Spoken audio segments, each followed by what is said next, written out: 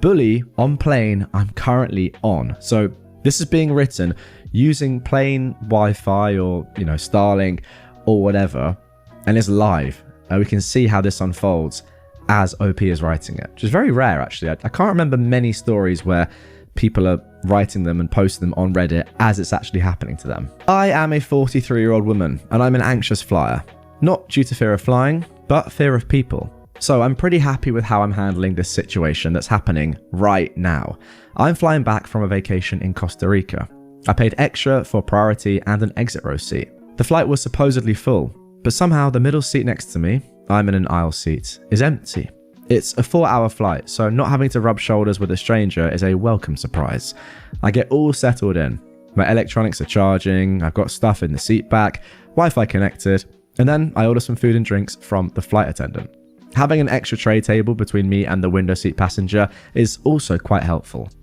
Just as I'm starting my snacks and mix my drink, the guy across the aisle from me, a man in his 50s, asks if the middle seat is empty. I have to take off my headphones and then respond, "Yup," and I put my headphones back on. A couple of minutes later, he starts talking at me again, so I remove my headphones again. He says, "Hey, switch seats with me so that my wife in the back of the plane can come up and sit next to me in that empty middle seat." I say, "Well, I'm all settled in right now and I don't really want to move while eating, but if you wait," he interrupts me to say it'll be really easy to switch all of our stuff, and I again start to say that I will switch when I'm done eating. But he doesn't even listen to me. He just talks over me, saying things like, "Unbelievable. So I can't sit next to my wife because you won't just do a simple thing like switch one aisle seat for another? So ridiculous. How unbelievably rude." There's so much wrong with this, by the way. First of all, I assume that there is somebody in his middle seat or someone sitting next to him. Otherwise, his wife could just go and sit next to him there. So it's not as simple as just switching one seat for another, because you have, in effect, OP, 1.5 seats, which is obviously huge. I mean, if you're on a flight, doesn't even matter if it's short haul or long haul, and the middle seat is vacant and people are coming on, and you're thinking to yourself, please, grace me. This is going to be so good if no one sits there. The difference between if someone sits there and someone doesn't, right? It's a huge difference. So the fact that this guy hasn't realized that, I mean, he has realized it, but the fact that he's not understanding that is really stupid. And then secondly, if you want to sit next to your wife, book seats together. It's not that hard. I mean, genuinely, respect for OP for even entertaining this. I feel like I'd be inclined to do it, but I wouldn't want to. I wouldn't want to give up 1.5 seats for one seat. No way. Anyway, I kept trying to tell him to just wait a few minutes, but now he's annoying me. He never asked, he never said please, and immediately just started talking loudly and gesturing around to everyone, telling them how unbelievable I am. I realize now that I phrased his statement as a question when he said, "Let's switch seats." He said, "Hey, switch seats with me." He didn't actually question it at all. He didn't say, "Please can we?" He just said, "Switch seats." So then he finally takes a breath and says, "Well, how about after you finish eating, then you'll switch?" To which I say, "As I was telling you, I'd be fine switching after I eat, but not after you've been so rude. Now, I'm not going to switch with you at all. Well done, you." Of course, this makes him incensed. He continues to bluster and bloviate about how I'm so unbelievable and keeping him from his poor wife that is sitting with strangers. How dare I? Then he again tries to talk to the man next to him about how evil I am and just starts leaning across the aisle and glaring right at me, 18 inches away from my face. That's horrible. That's just disgusting. For audio listeners, I'm holding up 2 hands to 18 inches. Not fun at all. At some point, he mumbles under his breath, and I think he said female dog, but it was hard to hear as I put my headphones back on and just ignored him. For the next hour, he continued to glare and yell back to his wife that I was preventing them from sitting together. So I just completely ignored him, and I text my friends, laughing and smiling a lot, just annoying him more, but not doing anything wrong or engaging him in any way. We're about an hour from landing at this point, when OP is writing this, and he seems to have given up and is just leaning back and not staring at me anymore. I have a feeling he's going to say something when we're disembarking, either to me or the people around us, about how unbelievable and ridiculous I am. My plan is just to half smile wryly and say, "Okay, I'm going to try my best to not take the bait and get in an argument because there isn't any point with people like this, but I know it will be hard for me. Any advice? Also, let me know what you would say in a situation like this. Damn, it's annoying that like I'm not reading this live, as in like when it was just posted.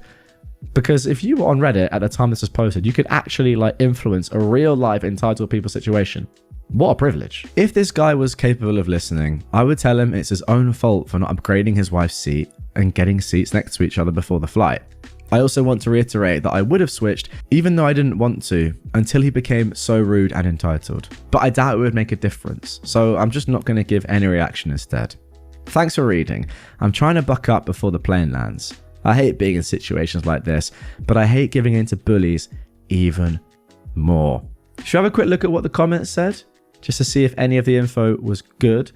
I'm inclined to have a look. Somebody said, keep your headphones on and just ignore him. Nothing will enrage him more than you just being completely unbothered by the incident and having enjoyed an empty seat next to you the entire flight, not paying a single thought to him and his little tantrum at all. I would agree with that.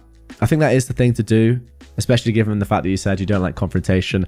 If it was me though, I would be really tempted to get into an actual argument with him. I know that sounds bad, but I just would. I'd be like, what are you, I just have to say, like, what are you actually complaining about? You are an idiot. And I know, I can see the comments. You guys are saying, no, that's what he wants, which is right. But also maybe it would take someone actually standing up to him and being like, you are just so wrong here. Like, what on earth are you doing? If you want to sit next to your wife, buy 2 seats together, leave me alone. I don't know you. Stop being 18 inches from my face, to get him to actually not do it the next time. Maybe I'm wrong, but I feel like this is not the first time this guy's done this. And he probably has done this in the past, not paid for 2 seats next to each other, and then bullied someone else into getting them to change seats with him or his wife or whatever so they can sit together. So this has to stop at some point. That's what I'm thinking. But yeah, let me know in the comments down below. First of all, what advice would you give to OP if you were commenting live on Reddit as this was happening? And secondly, what would you do in this situation? Entitled woman thinks she can ignore rules in a work zone. Hey everyone. I didn't sleep very well because of an incident at work yesterday. Thankfully, it's raining and I won't be working today, but I needed to vent. So, our cast of characters is as follows. I am a 26-year-old non-binary, but I'm not out to my co-workers, so they will refer to me as she throughout the story. We have an entitled driver, who is a woman in her 50s, an entitled passenger, a 20-year-old woman, I think probably her daughter, a state trooper, a man in his 40s, and my co-workers, Vicky in her late 40s, our team leader, Florence in her late 50s, Teresa in her mid-50s, Ben, late 40s, and Carol, late 40s. I am a flagger. You know when there's road construction and there's someone out there holding a stop sign? That's me. We are a traffic control company, and we're one of the best in the state at what we do. It's gotten to the point that one contractor has even told us they refuse to work on the road if we or one other traffic company is not with them. I tell you this so that you know that what is about to occur was not due to any fault of me or my co-workers. It was purely on the entitled driver's ignorance. The job I'm currently assigned to is a long-term job with multiple parts on a major 2-lane highway. It's 55 miles per hour, but most people are used to doing 70. We have to be at company HQ at 5:30, drive an hour to get to the job site, work for however long the contractor wants us to, drive back to HQ, and then go home. All in all, it's a 12 to 14 hour day. We go straight to bed, get up, and we do it all again. We're all tired and we have no patience for dumb drivers. At the current step of this job, we have split into 2 teams and have 2 sites on the same road separated by a mile. So the drivers have no patience for us either. Due to some previous bad behavior from drivers, we have a state trooper assigned to assist us. He sits in a parking lot in between our zones and has one of our radios so we can reach him quickly. Now, before I get into the story proper, I want you to know what to do when you come across a flagging operation so you don't end up making a butt of yourself like the entitled driver of this story. 1. Your first warning sign will be actual signs. In extreme situations, you might only see 2. The first is road work ahead. I sure hope it does. Self-explanatory. Some companies might use variations like utility work or road construction, but they all mean the same thing. The second is a picture of a person holding a flag. This sign is telling you that there is someone ahead controlling traffic. Due to the nature of this job, and because we had enough space to do so, we had 5 signs placed in the lead up to our zone. In between the 2 mentioned, we also had one that said reduce speed and 1 lane road ahead, and at the end we placed a second flagger picture, just in case people missed the first one. But as a driver, all of these signs should tell you one thing: slow the F down. It's a good rule of thumb to do half the speed limit, apparently. Okay. Number 2, when you see a flagger, stop while still giving them plenty of space. If you see a cone several feet in front of the flagger, stop at the cone. I'm getting the idea that we're sort of foreshadowing what I'm about to read. Because, yes, stopping at a cone is pretty obvious. If there is an intersection between you and the flagger, stop before the intersection. If neither of these visual cues exist, give yourself enough space that if you were rear-ended, you wouldn't hit the flagger. In my case, both visual cues were present. A cone was placed on the other side of the intersection where I wanted people to stop. And 3, if you see several cars stopped in front of you, do not attempt to go around them. Again, I feel like we're foreshadowing here. They are stopped for a reason. You are risking a head-on collision. Stop behind the person in front of you and wait your turn. If you are truly in such a hurry that you cannot wait for traffic to move, make a U-turn if safe to do so and find another route to your destination. My job is to get you from point A to point B safely, not to get you there in a timely manner. So, with those ground rules established, on with the story. Our zone was about a half-mile long with 2 intersections. Yesterday, I was stationed at the south end of the north zone. This meant that I had the wonderful job of stopping people that had just went through the south zone before I could send them through my zone. I was also placed so that I could control one of the intersections in addition to the main road. The other intersection was a little ways down from the opposite end, so Ben was watching this intersection and letting people know when it was safe to go. Carol and Florence took turns flagging the opposite end of the main road, and I did the same with Teresa. And Vicky stayed near the contractor's crew in case they needed us to stop traffic for any reason. I drew over Google Maps for a visual guide of where we were placed in case my description is unclear. Let's have a look at this. Okay, so we've got a road, very straight road. At the bottom, we have OP and Teresa. Then we have a bit further up, Vicky. Then we have Ben at an intersection further up. And then at the top, we have C and F, Carol and Florence. I mean, looks pretty standard to me. If you're listening on podcast platform, you're not missing too much. It's pretty much what you'd expect. My last batch of cars was almost to the other end, and it was then Carol's turn to send traffic. I already had a line of about 6 cars with more approaching, but all these vehicles were well behaved. My first car stopped at the cone. The second car was Florence returning to her position after a bathroom break with her truck's amber lights on. The fourth car was a semi with its hazards on. I wasn't worried. Until I saw a blue SUV pull out from behind the semi and start passing my stopped traffic. I moved closer to the middle of the road in hopes of getting her attention and mouthed to the driver, "What the F are you doing?" The following shouting match ensued. "I didn't know! Nobody can see you. You should be behind the semi," the entitled driver said. "I'm where I need to be. You shouldn't be pulling around stop traffic on the frickin' highway. There were signs telling you I was here." Then the passenger got involved. "There weren't any signs. There was no warning." "Yeah, no one can see you back there. Move behind the semi so people can see you." There were 5 frickin' signs. Not to mention the 6 cars stopped in front of you. Have some frickin' common sense, lady. I assume Florence either heard the argument or saw me getting upset, since I heard her voice over the radio. "Do you need help?" "Yes," I replied. Teresa got out of her truck at this point and started walking towards me. She was about 400 feet behind me.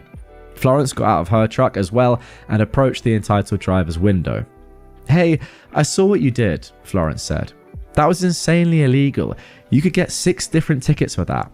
We had plenty of warning. She's standing there for a reason. Don't tell her how to do her job."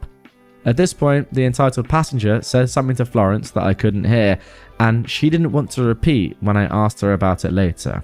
I just heard her shout, "Oh my God," and start walking back to her truck. The entitled passenger got out and started following Florence and recording her. Oh great. Florence informed her that all of our company trucks had dash cams and not to do anything stupid. At this point, Carol's traffic had already passed me, and Ben came over the radio asking me what was taking me so long to return. Florence replied to him, "There's a lady that tried to run OP's paddle and is still causing problems. Nobody sent any traffic. Vicky, can you get the trooper down here? The vehicle is a blue make and model, license plate number X. Teresa approached the entitled driver and instructed her to pull off onto the side road next to me and park. She was arguing, so Teresa had to repeat herself several times.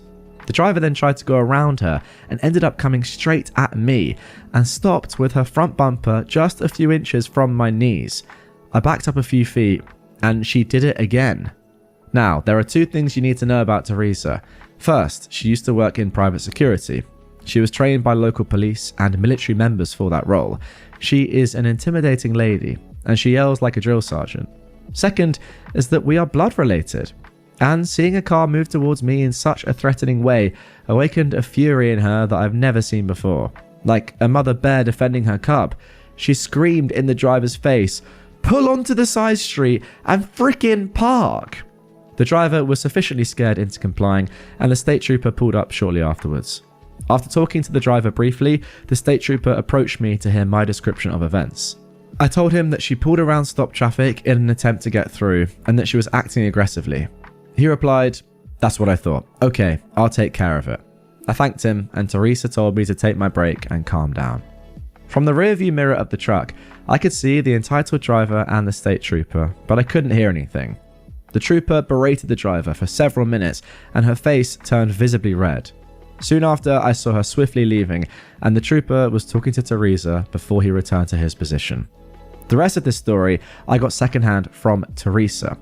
Apparently, the trooper had screamed at the driver for 5 minutes straight, not letting her get a word in edgeways. When he was done, the driver admitted that she wasn't paying attention. She made a mistake and doubled down to try and deflect her own fault onto me. The trooper said he would make a record of it, but he was letting her go without a ticket. I was annoyed.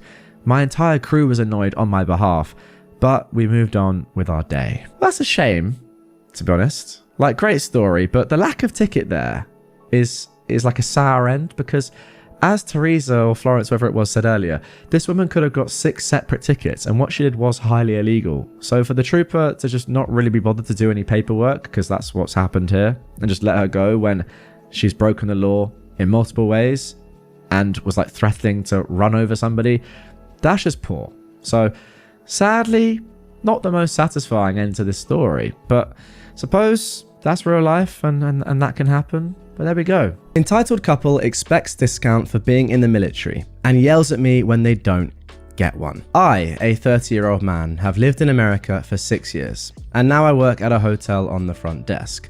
About a year ago, this couple, maybe in their 60s, came in, and right away, the wife points at her husband and says, "He's military." I said, "Hello," and the husband says, "What? You don't support the military?" I was confused by this comment since I had only said hello to them and didn't say anything about the military, so I don't know what gave him that impression. Anyway, they wanted a room for the night. I let them know the price, and the wife says, "Is that with the military discount?" Just assuming that we had one. I said I'd check if we had one, and we didn't. I was very polite and I said, "No, sorry, it looks like we don't have one." Oh my god, let me tell you, this couple went complete psycho. The wife was shaking her head and very aggressively saying, "You always give discounts to military people." Then she was saying how she's going to post reviews everywhere and let all their military friends know about how we hate the military. The husband was even worse though. He was literally screaming at me and saying, "I fight for this country." And he actually said, "If it wasn't for me, you wouldn't be able to stand there and act like a..." Then he just went on insulting me, calling me a mother effer amongst other things. I was actually recovering from minor surgery at the time, so I didn't really feel like arguing. The only thing I said was, "I just work here." But he didn't respond to that and just kept yelling and swearing at me. I think the wife eventually realized he was getting out of control, and she started to coax him out by saying, "Come on, we're gonna go to other hotel." He was slowly walking backwards towards the door while yelling at me, while his wife was trying to get him to come with her. The last thing he said was, "You and all the other effers at this hotel are a bunch of..." Then he just swore a lot more before finally leaving. I'd heard stories about these military types that expected people to worship them because they're in the military, but this was my first time encountering them in person. I was totally shocked that people, adults, actually behave like that. I know that not all military people are like this, but what makes some people act this way? Why do these people think they're special for being in the military? Okay, I think the important thing here is to separate people that have been in the military with people who are just bad people, because there obviously is going to be some crossover there, but I don't think we should look at this and be like, oh, ex-military people or military people are so bad. It's just that these two are examples of bad people who are trying to just force their military service onto you for their own good. Now, don't get me wrong, people that have been in the military deserve discounts and they deserve to be praised and maybe even heralded, in my opinion. It's a very selfless thing to do that not a lot of people would want to do. I mean, I would not want to do that. So, respect. But also, don't throw it in my face. Like, well done. You made a choice to fight for the country. Like, that was still your choice, right? I mean, if you're a jerk and you join the military, you're still going to be a jerk after you've left the military. I think that's probably the case here. My roommate's girlfriend has started working from our home. I am a 32-year-old woman, and I live with my fiance, a 33-year-old man, and a roommate, who is a 29-year-old man. We live in a 3-bedroom, 2.5 bath house. My fiance and I have the master bedroom with an ensuite bathroom, and my roommate has a bedroom and the other full bathroom. The 3rd bedroom is a guest room / my roommate's office. We moved in about 9 months ago. My partner works 9 to 5 in office. I work from home. My roommate works from home 1 to 2 days a week and is in the field the others. The schedule changes with him working from home more in the winter, and in the summer, he tends to be working away from home more as it's an outside job. He started dating his girlfriend, who is 22, a couple of months before we moved in, and met her through his work. She lives with her family about 45 minutes away. Up until about a month or 2 ago, she would stay over a couple of nights a week, and they often travelled on weekends. I had no problem with this. They would cook maybe 2 nights a week, and they generally stay in his room, even though we've left the living room open to them on occasion. About 3 weeks ago, the girlfriend switched jobs and now works from home. However, this has meant that she has spent nearly every day working from our home in his bedroom. She is pretty quiet and doesn't take up much space. However, I'm getting a little resentful. I agreed to live with the roommate knowing that he does not work from home. He's complained about the TV I have on in the background. Not the volume, but the actual show, as he hates reality television. It's made me uncomfortable, but I put up with it because he's not here much. With her working here, I feel uncomfortable. She takes meetings throughout the day, and as petty as it sounds, I'm resentful that I have to keep quiet for someone that doesn't even pay rent or utilities. I should mention that he pays less than 1/3 of the rent and only a fixed portion of the electric. My fiance agreed to this without me knowing, but that's another issue. For example, last month's electric was $475 and he only pays $75. That was more reasonable with him gone so much, but it's not fair when she's working here when he's not even home. On top of that, our internet isn't the fastest and I resent that I'm sharing it with her. On top of this, in the last week they've been taking both parking spots in the driveway, so we have to park in the grass or mud. I know we need to talk to him, but I wanted input before I do. She is generally quiet and they are respectful. Honestly, it doesn't make a huge difference in my life, but I think I'm annoyed in principle. How would you handle this, or do you have any advice? Okay, first things first, and I'm not sure if you guys did this. I wonder if you had like a little contract in place, you two and your other roommate, before you moved in together, or do you have a general agreement of what is sort of allowed? For example, if your husband or fiance, husband-to-be, has said to the roommate, okay, you can only pay $75 for the electric. Like, is that written down? Like, how have you come to that agreement? Is that a formal agreement, etc.? What I'm trying to get at is, have you written down or formally agreed the roommate gets this use of space, pays this amount of money, etc. We get this space, pay this amount of money. As in, have you agreed to the fact that the roommate is only him who's living in the actual property, right? Because I don't necessarily know how this works, but if you haven't formally agreed to that, then it's probably quite challenging to say to him, well, you're not allowed, your girlfriend's not allowed to work here at all or be here at all, or she has to be limited in a way. Like, if it's not contractually written down, I think it's kind of challenging. I don't know the exact way this works as well. Like, I think you are renting off, I presume, a landlord. Like, you don't own the property. So again, I don't know in terms of that contract. Like, normally it's a very long contract when you rent a property, and it says you're limited to the number of people that you've agreed to rent there actually renting there. So if she is working there every single day, then that is going against the rental agreement. Hard to know because I don't know the contract or the situation and who owns the property. But if this is like against the contract that you signed when you started renting out this place, then you definitely have grounds to say, okay, this isn't going to happen. Like, you don't even live here. You can't be doing these things. Now, on a less formal basis, I would probably just have a word with your roommate and say, look, this is not right. Like, you can't take up the entire driveway. She can't be here every single day. She's using utilities and not paying for them. I'm having to be a little bit more conscious of how I'm acting because she's here every single day. That's not really fair. That's not really what we signed up for. And then you should be able to come to some sort of agreement. I'm sort of jumping the gun there, but I feel like if it does get a little bit sticky, then you have to go back to the contract. I mean, ultimately, she's not on the lease, right? And the lease should have maybe something that says visitors can stay X nights a week, or there should be something about visitors on the lease. You got to go and check that and then use that evidence or whatever it says on there to then go to her or the roommate and say, look, you shouldn't really be here at all when the person who's actually renting here isn't here. Let's be realistic, because you're not paying any money to this. You're not on the lease, anything. So here are the facts. But without that contract, without that lease, there's a limit to what you can do. So get the contract. Woman demanded I admit fault in minor car crash she caused. I was just chuckling to myself about this story, so I thought others might enjoy. Based in the UK, left lane drive, which might help this make sense. Okay, so I was driving along in a small country town at about 20 miles an hour one morning, coming towards a left bend where a minor road also joins from the right. As I start to steer into the bend, a car comes shooting out of the minor road and crunches nose first into my driver's side. I look up, a bit baffled, and see a woman in her 70s staring at me over the steering wheel and her crumpled bonnet. My first thought was that she'd had some sort of medical emergency, so I bum-scooted out the passenger door and dashed around to ask if she was okay. Sympathy vanished quickly though, as she got out and came charging towards me, shouting, "Well, that was a stupid thing to do, you silly, stupid gal." I was 45 at the time. "You were driving right into my path and not even looking at me." She then got really personal, calling me a scruffy idler.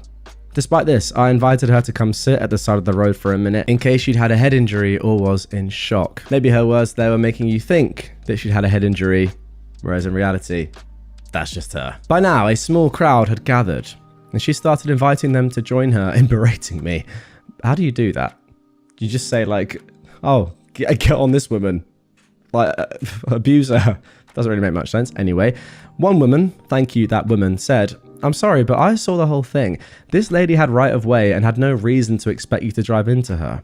I took the witnesses' numbers, took some pictures, and then started enlisting help to push our cars into a nearby car park as traffic was gently building up, in an "I'd like to park outside the coffee shop" sort of way. I think at this point she realised the odds were not in her favour and softened enough to give me her details like it was a huge favour, even though it's actually a legal requirement at the scene of an accident here.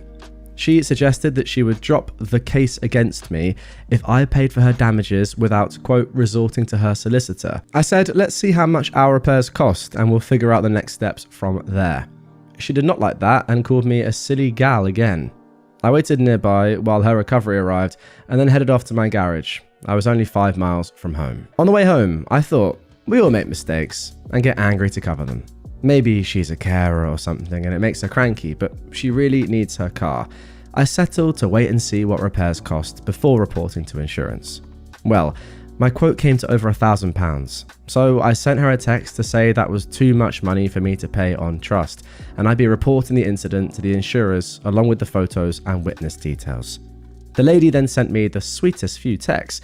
You'd think I'd just given her a grandchild, thanking me for my help. Would I like to come to a National Trust place for lunch where we could get to know one another better and work out the best course of action for everyone? I blocked her and reported her to my insurance.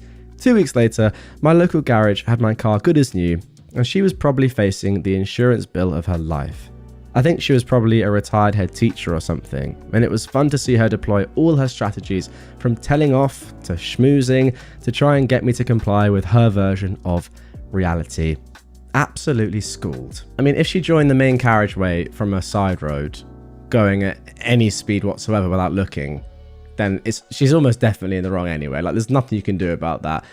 And if there are witnesses, she is screwed no matter what. So she was clearly just trying to intimidate you into maybe even thinking that you'd done something wrong when you absolutely hadn't, and then went for the kindness technique afterwards, knowing she was screwed.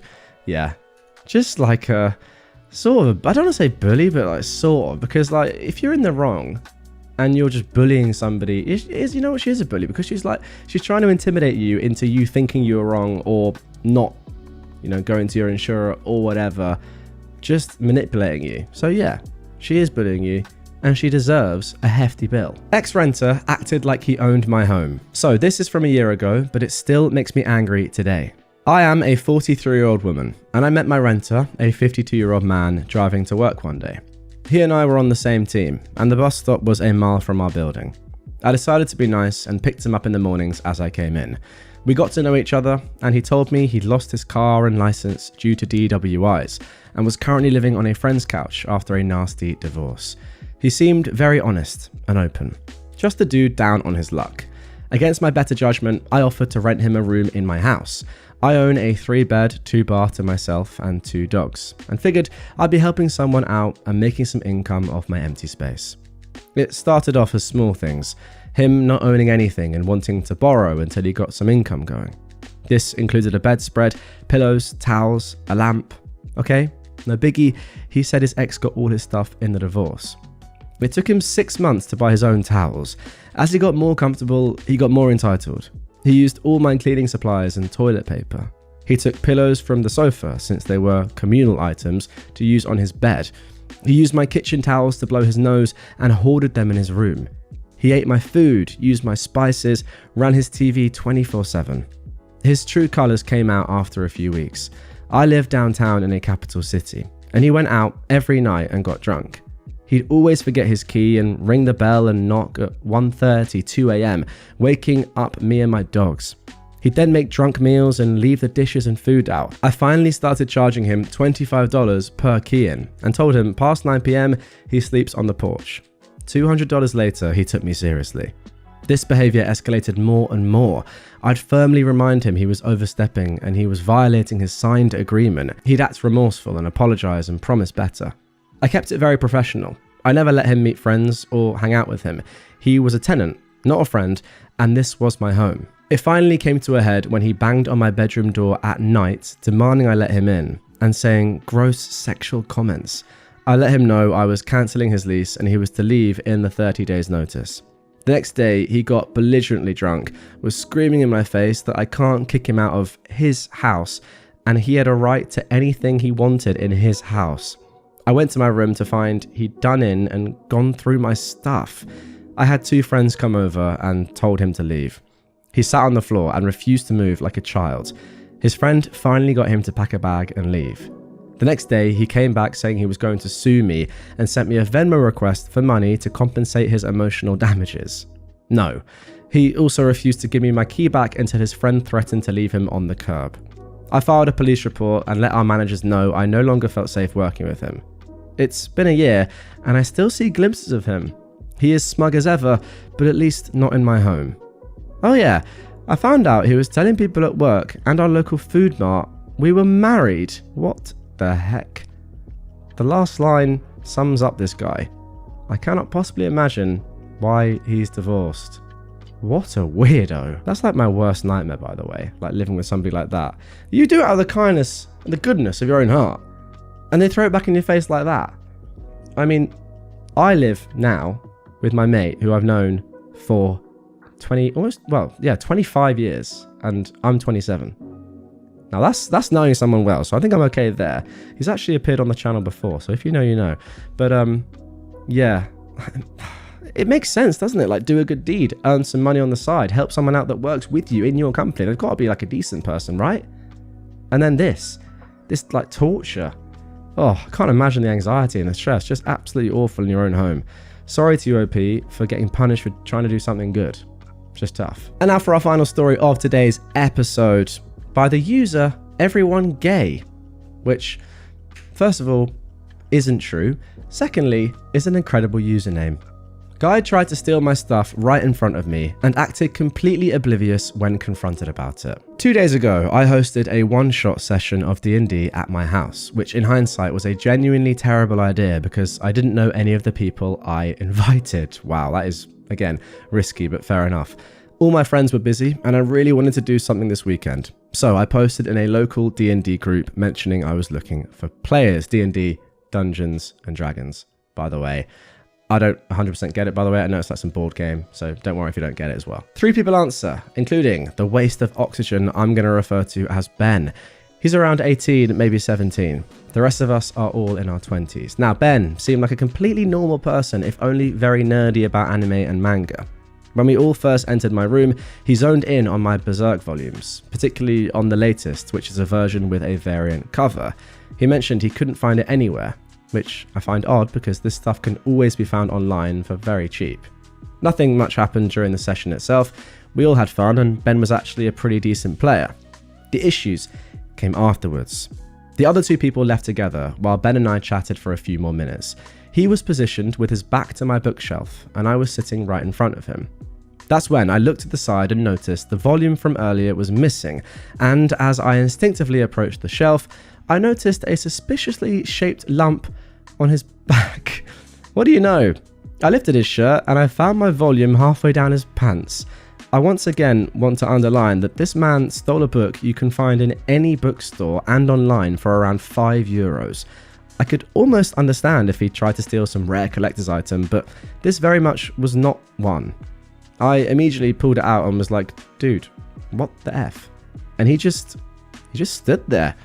He just continued talking about whatever discussion we were having moments earlier, completely ignoring the fact that I just caught him red-handed trying to steal from me. At that point, I got mad and bluntly told him to pack his stuff. I watched him shove all his possessions in his backpack and close it, all while he was still talking. Then I went to leave the room. I turned around and he was fiddling with his backpack again. I wisened up, zipped it back open and looked inside. There, I found the Eva from NGE figurine I kept right beside the volumes. Besides that, all the stuff in the backpack was his. At this point, I'm just stunned. He had seriously just taken the half second I was looking elsewhere to try his luck and steal something else. I raised his shirt again to check if he'd taken anything else, but thankfully there was nothing. He was wearing tight jeans, so he couldn't have possibly hidden anything in his pants fully either. And during all of this, he is still yapping. Not once during this entire sequence of events did he appear to acknowledge what was happening, nor did he ever pause in the first place. I don't know if it's some sort of denial or a diversion tactic. I dragged him to the door by arm, and for a second he finally stopped talking. Maybe he wanted to finally talk about what he just did? Perhaps he wanted to apologize? No, he asked me if I was going to host another session next week.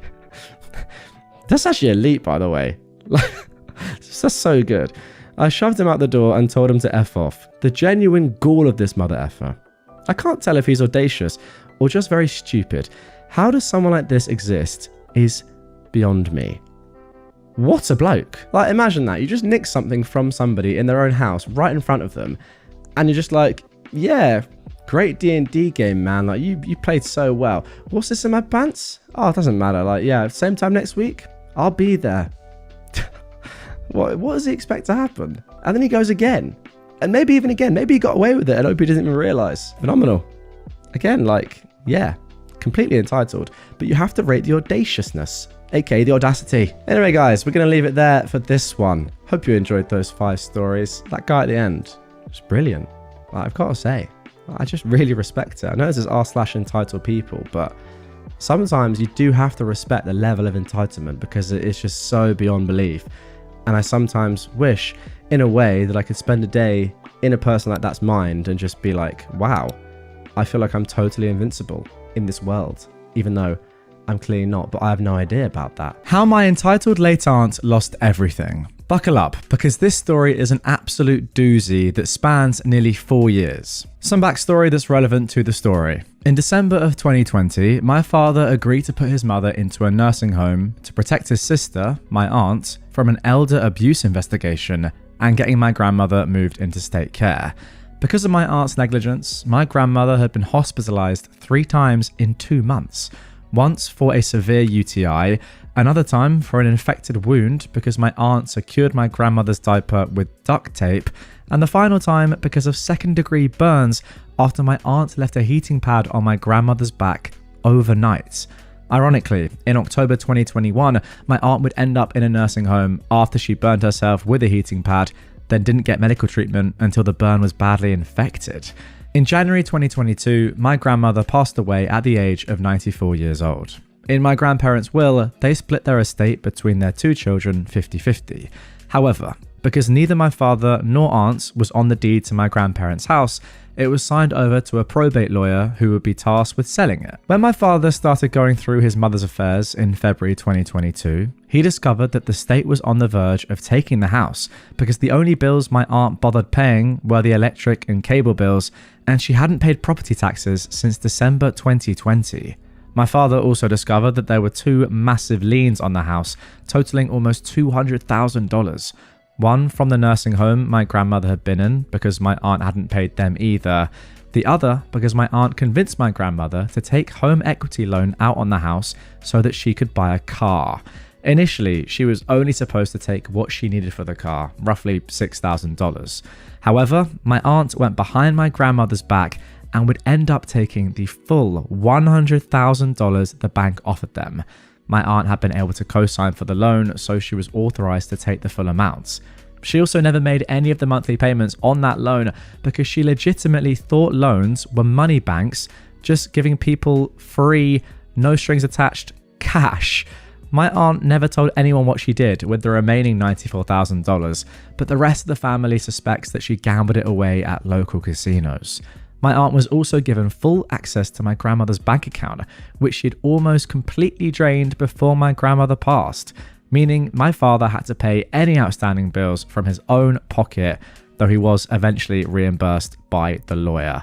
Goodness me, just 2 paragraphs in and already, what a woman your aunt is. Some point between late January 2022 and March 2022, in an attempt to buy herself some time to recover enough to leave the nursing home and thinking that the house couldn't be sold if somebody was living in it, my aunt convinced one of her friends to move into my grandmother's vacant house, unbeknownst to my father and the lawyer. As you can imagine, things got messy when my father found out. Initially, my aunt told my father that the man was there to take care of her 2 cats. However, even after my aunt was court-ordered to sign her 2 cats over to my father due to neglect and abuse, the man refused to leave. Both cats have been treated and rehomed and are doing well. Well, that is good to hear. We eventually found out that man had broken his lease, moved out of his apartment, and had nowhere else to go except his and my aunt's daughter's house, and who adamantly refused to let her father move in with her. Around April, my parents started to deep clean the disgustingly dirty house with the man still living there, and he did everything in his power to obstruct my parents' efforts. He'd call up claiming he was sick with COVID, which my parents almost always called his bluff on since he was physically disabled and never left the house, nor had anyone but my parents visit. One day, he told my mother, well, Sharon, who is my entitled aunt, said we'd be able to live here forever, and that my father didn't have the balls to kick me out. Well, my mum told my father what had been said, and the very next day, my father gave the man an ultimatum. My father told him, either you leave on your own by May 1st, or I'll have you evicted. The man chose the eviction route because my aunt told him they can't legally evict a disabled person, and he believed her. He ended up having to move in with his daughter, who is no longer speaking to my aunt because my aunt has ruined that woman's livelihood on multiple occasions. But that's a whole other story. However, before he left the house, per my aunt's orders, he stole several valuable pieces of jewelry, including a box of rings that had been willed to her cousins. We were able to get the stolen jewelry back in late 2023 after the probate lawyer had to send police to retrieve it, which is another doozy of a story. I feel like despite the fact that this story is fantastic, there's so much more to uncover in this story. Like there's so many different intricacies and events that I would love to delve into at a later point. But for now, goodness me. Because of the whole squatter incident, we missed a massive housing boom where houses were selling for significantly more than what they were worth. And the house was put on the market during a slump and ended up selling for almost $150,000 less than what it was worth. And it led to another lengthy legal battle with my aunt because she refused to sell or throw out any of her furniture. in an attempt to buy enough time to leave the nursing home until she was court-ordered to do so. Given what the house sold for, and deducting the lien from the home equity loan, the lien the nursing home put on the house had actually been dismissed by a judge, the end figure that my father ended up with was just under $60,000, while my aunt ended up with just under $50,000. My aunt got less because the probate lawyer charged her more than he charged my father, because she was the one who had drawn things out for so long. Around that time, my aunt had been deemed unfit to make decisions for herself by a judge and several of her doctors, and ended up signing her half of the inheritance to my father to avoid losing it to the nursing home that she was in. My aunt passed away on August 1st at the age of 68 from multi-organ failure caused by years of heavy smoking, ignoring her diabetes, and refusing to consent to a surgery that would have likely saved her life. We didn't have a funeral for her. We simply had her cremated, and her ashes, along with pictures and other personal belongings, were given to our older daughter. My aunt's younger daughter tried to sue my father for the rest of her mother's inheritance, but the suit was quickly dropped since the money my aunt had inherited after her mother's death had already been signed over to my dad. So my aunt's daughter had no right to it. Our one saving grace in this whole fiasco was that my aunt was in a nursing home for the entire process. Otherwise, it would have been significantly messier. There's a lot I didn't go into for the sake of not typing out an almost literal novel, but I'll gladly elaborate on anything I can. Thanks for reading. Okay, goodness me, what a story. I can't quite believe that someone like that exists in your life, OP. But all I can really say is fair play to your dad for actually sticking with this and going through it, using so much of his own money and eventually ending up with really not that much for all his trials and tribulations. Although I am slightly surprised that there was any inheritance left after all of this. But wow, I mean, earlier this year, my granddad died, my dad's dad. And my dad and his brother, my uncle, have been working pretty hard to make sure that, you know, all the money goes to my granny correctly and goes through probate, etc., etc. And yeah, like going through different bank accounts and seeing what's owed and yeah, making sure everything's all right. I've never had any experience of that myself, but while reading this story, all I could think was, if one of them was against the other one and like was trying to put money into different places or was trying to take money, my granny's still around, so like the money was always going to go to her. But I mean, like, say she wasn't and the two of them were against each other, how would you ever come to some sort of conclusion or agreement? I mean, like, imagine if this woman was involved, this horrible aunt of yours, OP. I can't imagine that the stress and the workload that would have to go on top of what already seemed to be, from my perspective anyway, a lot of work. But yeah, I guess this is not a one-off thing. People argue over inheritance all the time. Maybe not to this extent though. And also, I would say, actually, can you consider writing that novel, OP? Thank you for submitting it. Great story. But as I said halfway through that, I feel like there's so much more to unpack here, so many more events. I would read a short story based on your life and in particular, your aunt's. All right, now moving on to our next story submitted by one of you guys. Just let the kids sort it out themselves. Okay then. Backstory. I live in a town in the Netherlands with a university, and a few years ago, my girlfriend's cousin got accepted as an overseas student.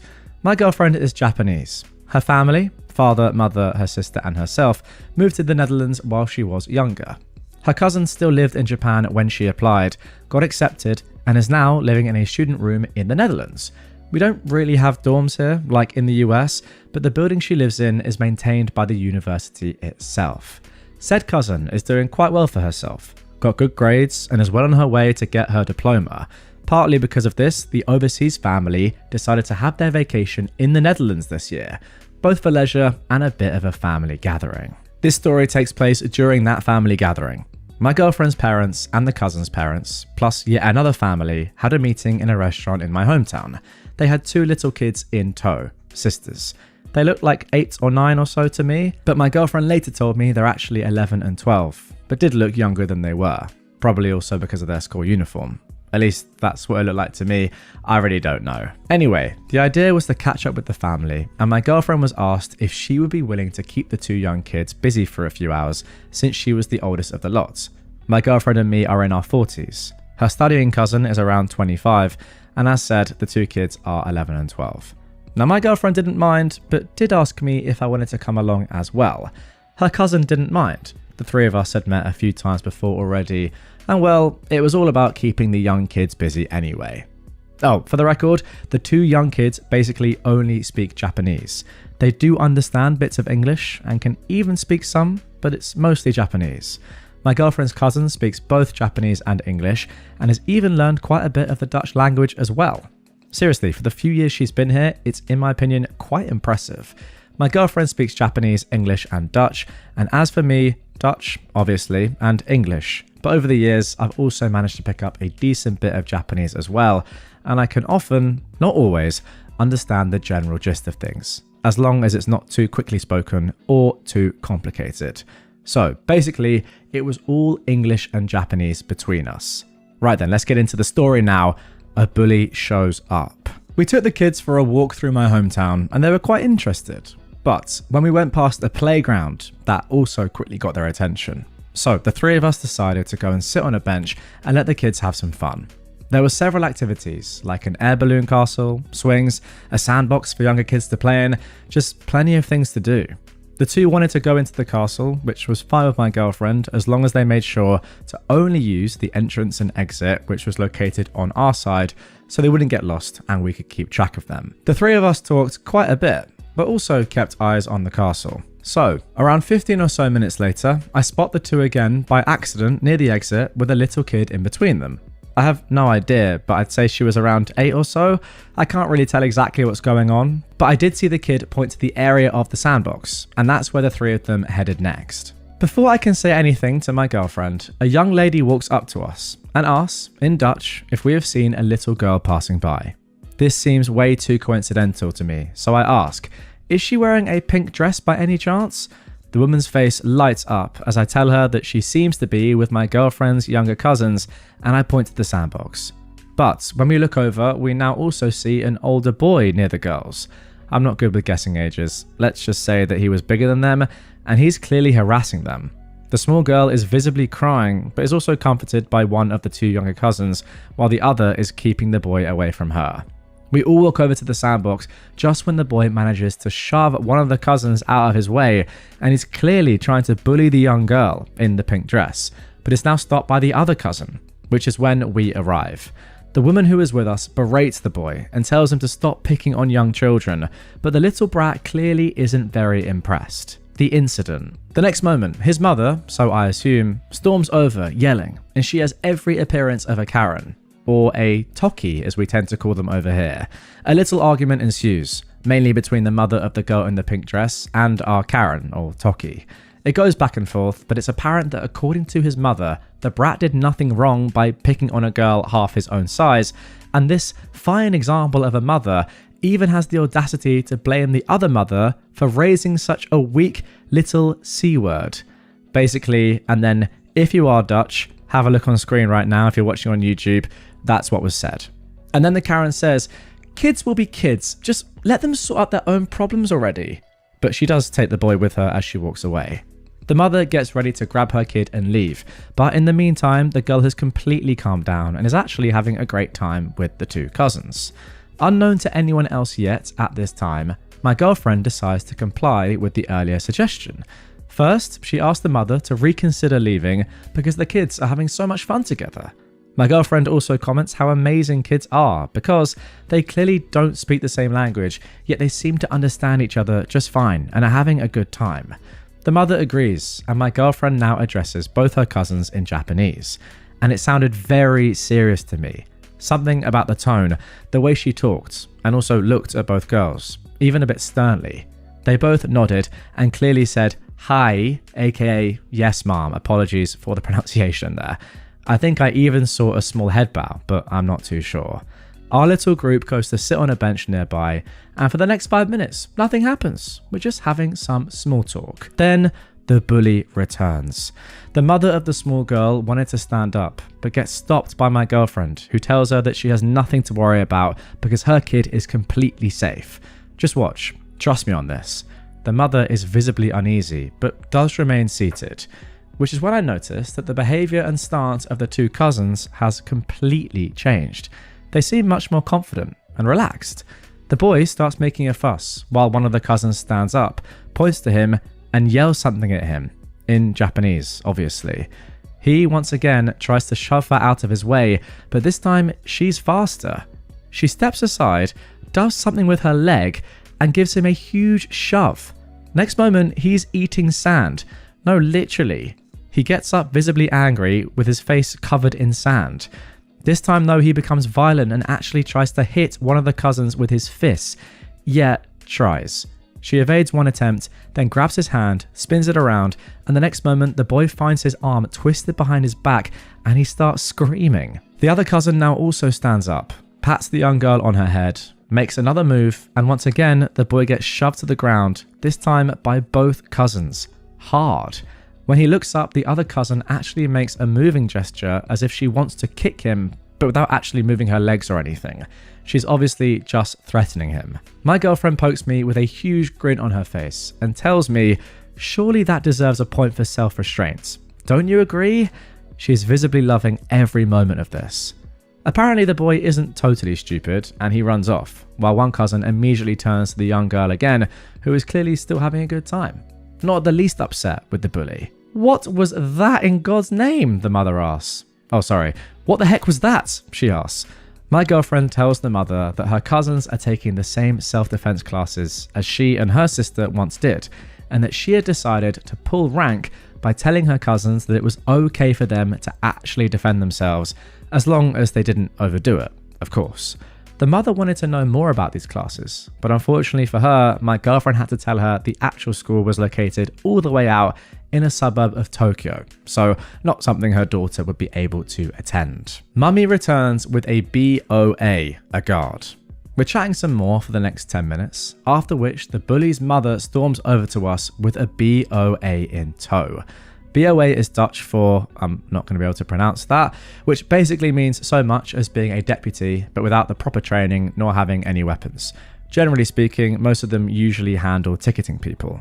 He tells us that he has gotten a complaint from the woman about people beating up her kid, to which the mother of the young girl immediately snaps, whatever happened with letting the kids sort out their own problems? Now the funny thing is, apparently the whole spectacle didn't really go unnoticed, and before we could say or do anything, someone else had stormed over as well. I saw the whole thing, officer, an older woman said. Her brat, she said, pointing at the Karen, was harassing and beating the kid in the pink dress when these two awesome kids stepped in and protected her. Meanwhile, another man had walked over. Officer, that brat got everything he deserved. He started it. The only thing that happened was that those girls defended themselves from him. The officer listened to everyone's statements and ended up deciding to ticket the mother of the brat. I assume for disturbing the peace, but I don't know any details because at this time we decided to leave and went our separate ways. Aftermath. During our walk back to the hotel/restaurant, the cousins told us the whole story. And I actually learned something new as well. While they were in the castle, they saw the boy harassing the young girl in the pink dress and immediately decided that this wasn't right, also because he was almost twice her size. He actually pulled on her hair while she was already crying, which made the cousins plain angry. But the only thing they did was get the boy away from the girl.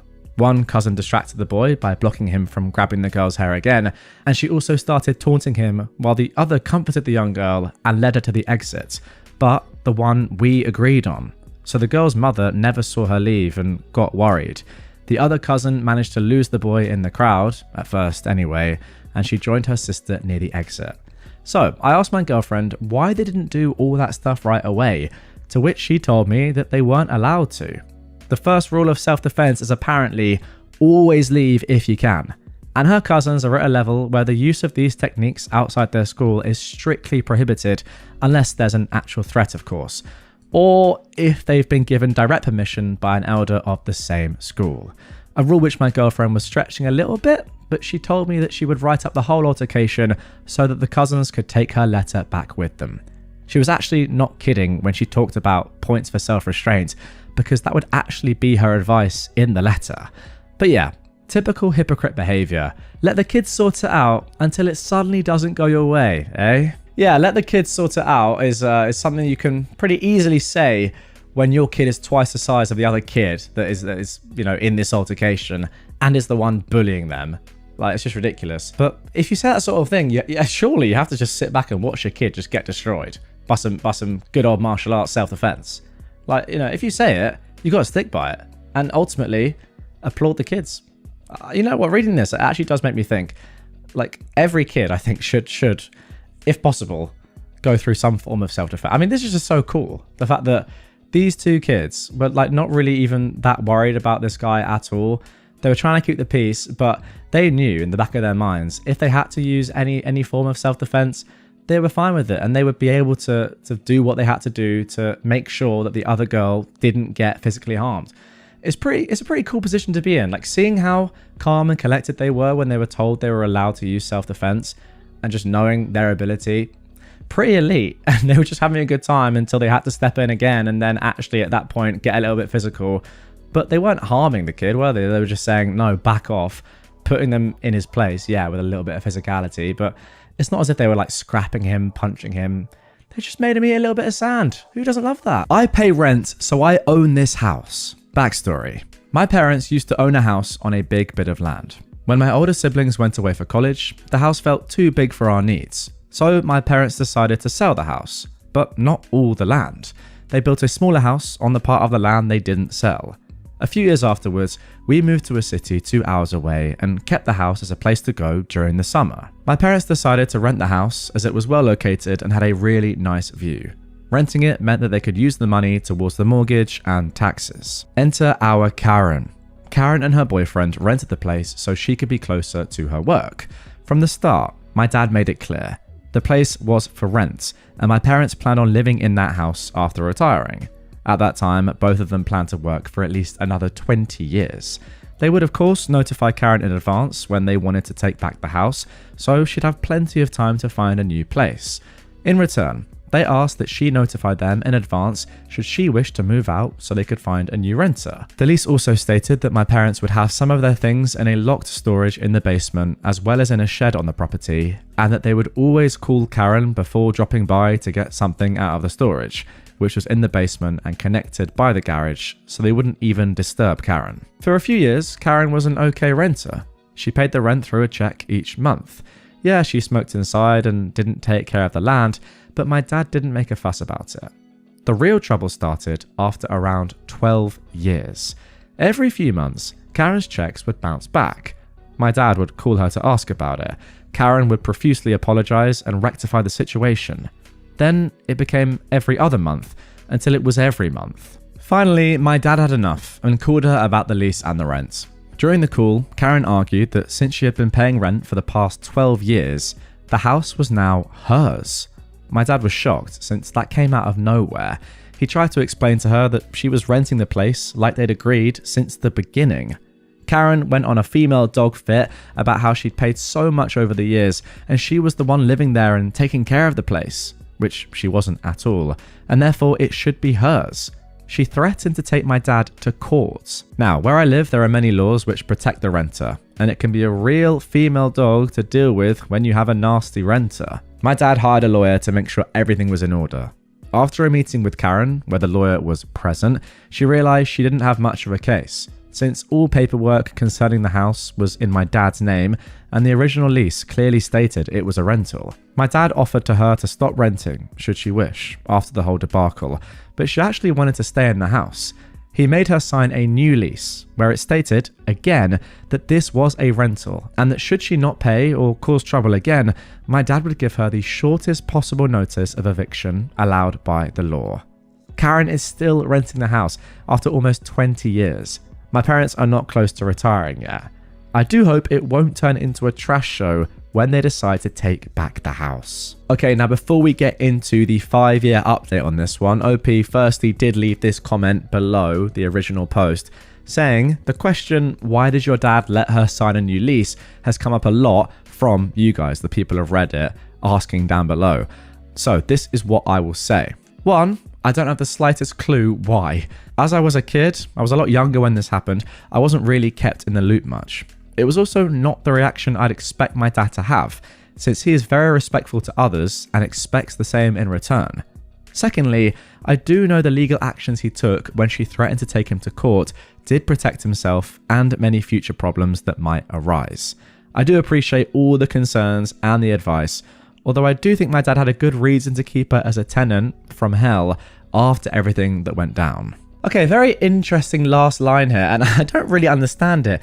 Surely your dad didn't have a good reason to keep her as a tenant. Like, I kind of get it. Like, maybe at the start it was fine, and, you know, money was coming in, and yeah, it was a little bit of effort eventually, but like, she was paying most of the time. But then surely by this point, when it's getting as ridiculous as this, and you're having to chase her every single month, and then on top of that, you're getting her threatening you to go to the police or whatever about it and make it into a real issue.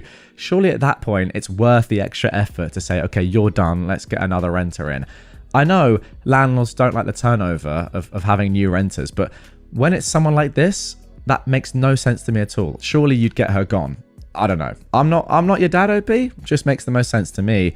However, the beauty of your dad continuing to have her as a renter, as a tenant, is that we got this update 5 years later, posted just 3 days ago at the time of recording. Okay, so here we go. Here is the update. OP says, this is an update of a post from 5 years ago. Some people asked in the comments what was going on, and there has been new developments in the last few months. So here is the timeline.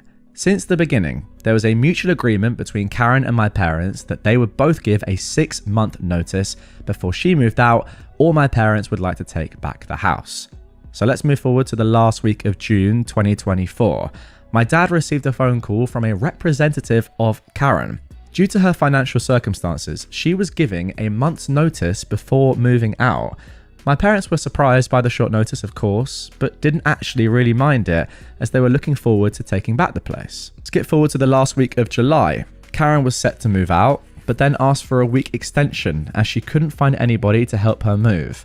My parents agreed. She was now set to move out by August the 3rd. Skip forward to August the 4th.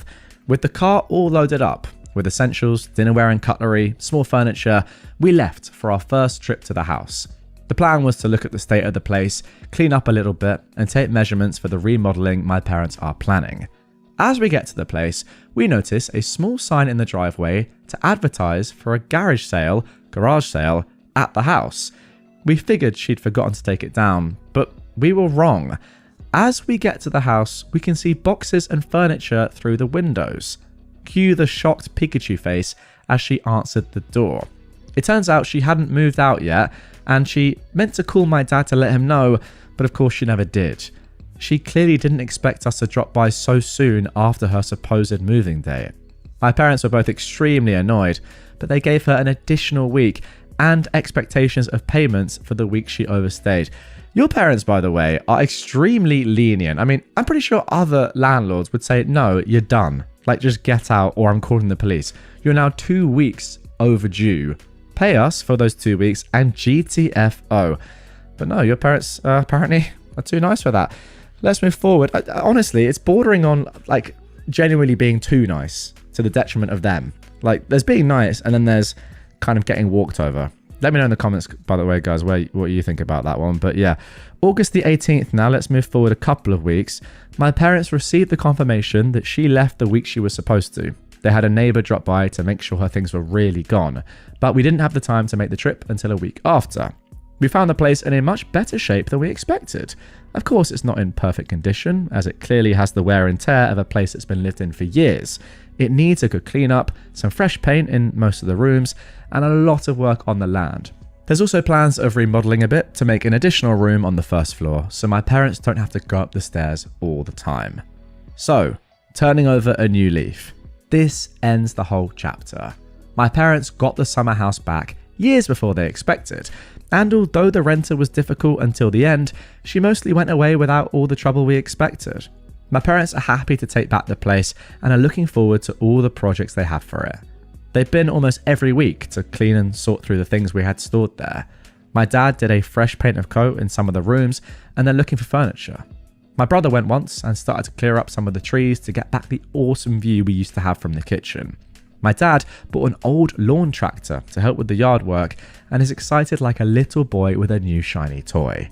We'd like to get the place cleaned and ready to hopefully spend Christmas camping there, as we most likely won't have a lot of furniture yet. Okay, fair enough. Maybe I was wrong actually there. Maybe the best course of action was what your parents did. Just being lenient, trying to make as little fuss as possible, perhaps in the knowledge that if they were really aggressive and, told Karen, like, actually, this is ridiculous, get out, that potentially could have caused a lot more drama than just doing what they did in the end and saying, you know what, fine, maybe we don't get paid for this couple of weeks, maybe she stays for a little bit longer, maybe it's more annoying in the short term, but long term, it's better if she just goes.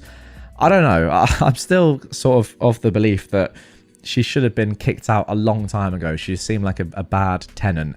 But yeah, what do you guys think in the comments down below? Do you think OP's parents were just way too lenient here? Or ultimately, they were able just to have sort of one tenant the whole duration of the time they were renting the house, which is always a good thing. They didn't have to do that much work, and overall, it wasn't that annoying. I'm not sure. I think it would have been horrible and a lot of stress, but if they were able to manage it, which they seem to, then who am I to say that was a bad thing? Okay, now moving on to our next Entitled People story. Group admin removed me without warning, then reached out asking for a free trip. So this happened a few years ago during COVID. I don't remember which year, when I worked as a deckhand and lifeguard on a snorkel excursion boat. I'm a freediver and on occasion also spearfish, albeit rarely. A little before COVID, my friend, who is a photographer, added me to a dive group she's part of. I was excited as I didn't have many diving buddies and didn't like diving solo, so I thought I might make some new dive buds. My partner and I live with his parents, and his mother is super high risk for complications, so we were pretty strict about COVID precautions and social distancing. I decided to join one of the dive days with about 7 other people in the dive group. I figured it would be easy to social distance. It was my first time meeting these people, aside from my original friend. Before we even got in the water, I started to realize they might not be my kind of people. I tried to meet people, but most weren't interested in chatting with me. They made a circle to talk, and I ended up standing awkwardly on the outside, uninvolved, because they were almost shoulder to shoulder, and I needed to social distance.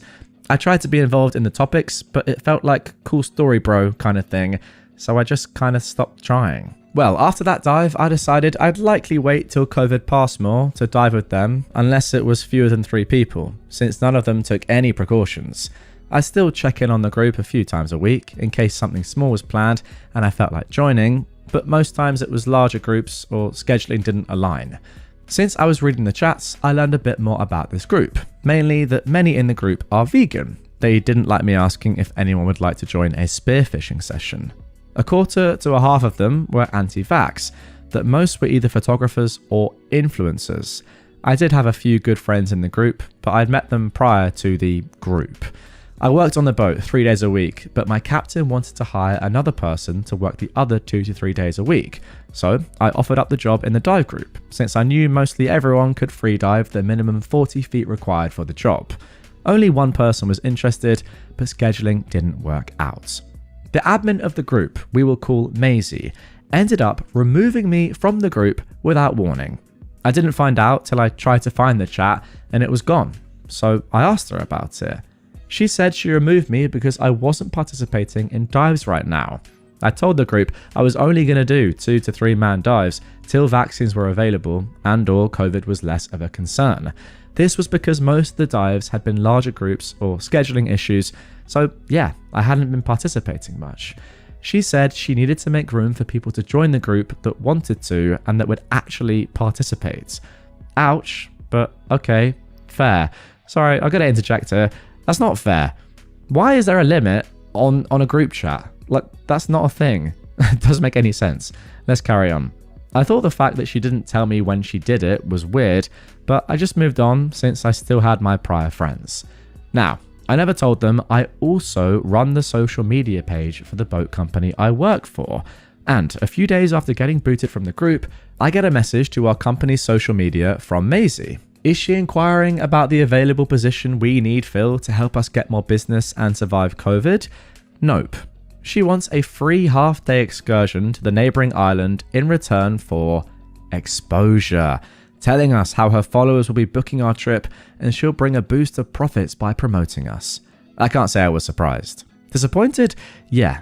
I don't remember exactly what I wrote back to her, but this is the closest I can recollect. Hello, thanks for reaching out to our company. Unfortunately, due to COVID restrictions, our capacity has been cut in half to adhere to social distancing requirements. This has led to our demand rising, since what we could previously accommodate in one excursion must now be split into 2 trips a day at max capacity restrictions. You promised that exposure will increase our bookings, but without a contract showing hard numbers and an agreement to reimburse us if projections fall short of the agreed amount, we cannot warrant a free half-day excursion for exposure over a paying guest. We're also short-staffed and only able to operate 3 days a week at this time, limiting our income even more under the already financial strain of COVID. Local businesses dealing with these setbacks is widely known about, and we find it in bad taste to request free excursions or products from small businesses under this well-known strain. We can offer you a resident discount, but that's all. We hope you decide to support small businesses in this time. However, we understand that COVID has put financial strain on all. We do have positions open to apply for if you've had trouble finding work and making ends meet in these hard times. She never responded, and I never talked to or saw her again. About 6 months to a year later, the COVID restrictions lightened a bit for travel, and our location was drowning in tourists. Our already high demand skyrocketed, and we were doing 3 to 4 trips a day, nearly back to back, because we were still short-staffed. I busted my butt, and I made bank. I was able to save up for a big purchase a few years faster than planned, and all I could think about was how if she'd taken up the job offer instead of asking for free stuff, they'd have a great job on the water and be making some great money. Well, that right there, in my opinion, ladies and gents, is the problem with influencers or people that call themselves influencers. Like, let's be honest, I don't think anyone that has any self-respect that is in sort of content creation or is sort of an Instagrammer or something like that calls themselves an influencer. I think they just use a different word. I think right now, like influencer, the term, has so many negative connotations because of people like this and people doing things like this that I would just never want to be sort of painted with that brush. I just call myself personally like a content creator or just media person because, you know, although in theory, yes, if you have a following, you can influence, and therefore I suppose you are an influencer. Like the term is just so disgusting because of people like this. And yeah, to ask for free stuff, I suppose is fine. For exposure, I'm not 100% anti it. You know, if someone does have a following, then it can actually be worth it. But you know, it depends on the individual, of course, and what they're actually offering. But to do it during COVID as well, when you know full well that everyone is struggling, and obviously a business that is run by, well, tourism, people physically being on the boat and doing stuff like that, like that obviously cannot run during COVID, is going to be struggling. Yeah, that's I agree with OP. That is in really poor taste. And the fact of the matter is, and what makes this great and potentially, yeah, good karma, is that you've made a load of money and she probably hasn't. I don't know. She might have done. It's just unlikely, let's be honest. But yeah, if she had just taken you up on the job offer and said, you know, actually, yeah, I could do some work through COVID, then she'd be doing unreal right now, and most likely she's not. I mean, the thing is, in general, and this is what, like, I don't think I've ever actually, that's not true. I have had some free stuff given to me before, but it's always as part of like a deal where they get something back, the company. I think the best thing to do is, if you are like an influencer and you want free stuff, which is fine, like you can get free stuff, have some sort of agreement in which like you will hit a certain number of affiliate links, or you know, you will send a certain amount of traffic their way using your link, and if you don't hit that, then be prepared to sort of financially reimburse them for giving you the free stuff. I think that's fair, and if you back your audience to do that and you back the fact that you are an influencer, then you should do that. Getting free stuff like this or just demanding free stuff, yeah, I don't love it. Now for our last, but by far not least, Entitled People story of this episode. If you guys have been missing me doing a Karen voice, or just, you know, changing my voice up a little bit for some certain characters in these stories, then you're gonna love this. Crazy entitled couple tries to run our delivery van off the road, then demands free catering. This happened sometime last year, but due to it being an open incident, I held off on sharing it until now. In late winter / early spring of last year, I got a call in from the delivery driver that someone had brake checked them on the main road into town, then sped off. Luckily, it was after delivery was completed, so nothing delicate was on board. I take down the plate, vehicle info, all the standard stuff for an incident of road rage. But before I can finish up the call, the brake checkers actually called in to our main office. Before I can complete the standard spiel, they immediately cut me off, screaming, "Hello, you've reached XYZ. Your jerk driver tried to run us off the road." Now, I know our driver. They are the least aggressive, most careful driver I've ever seen. They regularly deliver precarious items like wedding cakes without so much as disturbing them. If anything, they're too cautious. They're not running people off the road. Excuse me, sir, but I don't think our delivery van would have tried to run you off the road intentionally. Were you perhaps traveling in the vehicle's blind spot? There are warning signs on the delivery van to avoid lingering in blind spots when the driver signals. This is about as far as I get trying to be diplomatic. Then the entitled woman gets involved. "Why are you defending this jerk? This is some minimum wage idiot that probably doesn't even belong in this country. Yeah, your driver tried to kill us, and you're making excuses? This is outrageous." "Sir, ma'am, please calm down. I'm just trying to get to the bottom of things." "Do you know who I am? I'll shut your whole operation down. You listen to me, you little R word. You better be ready to give us some hefty compensation, or we'll take this to the police and we'll sue you. We have a party coming up, and if you'd agree to cater it for free, we might let this all go." I have no doubt the look on my face when I heard that out of the woman must have been one of the most exasperated faces I've ever made. At this point, I'm just pausing to try and process this bizarre demand. "Hey, stupid, did you even hear what my wife was saying? Do you speak proper English?" It's at this point I've had enough. I'd put the pieces together as soon as they complained about road rage. "Are you license plate ABDC 12345 gold 4-door crossover? Are you the jerk," insert racial slur, "driving that big stupid van?" "No, I'm not. But the driver called in you having brake checked him just before you called in. We just tried to stop the driver because he was a danger to everyone on the road." "Uh-huh. Well, we will see what the facts are once the vehicle's camera footage is reviewed. Our delivery vehicle is equipped with 360-degree recording.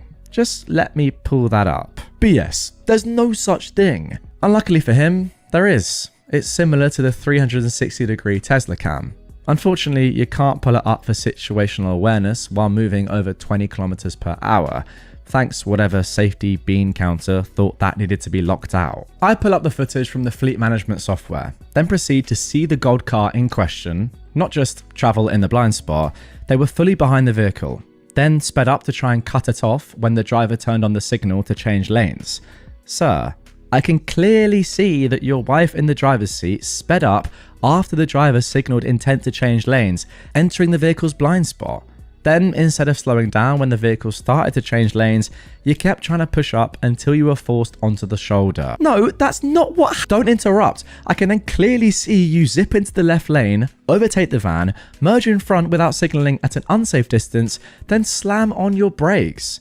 After reviewing this footage, I think it's a great idea to get the police involved." The woman then splutters and tries to come up with something to say, and the man then just says, "Hang up the phone, Karen." They disconnected the call, and I had a good laugh. Then I made an online police report. I'll bet their insurance premiums will never be the same again. In my opinion, right, it's just so stupid that these people didn't realize or didn't even think for 1 second that there's a pretty decent chance that this delivery van would have some form of camera, whether it's a dash cam, whether it's something that's more advanced. Like, it just feels like every sort of company van or car these days is likely to have some form of camera just to sort of protect itself in a situation like this. The fact that they're trying to just sort of con this company into getting free stuff, it's just very, very weird. I mean, even the fact that there could easily have just been a camera just on the road. I don't know where this took place, but I don't know. In England, for example, you're very likely to be on at least a camera, a traffic camera, if you're in like a popular place or like a, you know, not even a popular place, just like a city, for example. So who knows where this took place and whether that's different in the country that this took place in. If it's America, yeah, fair enough, it probably is different.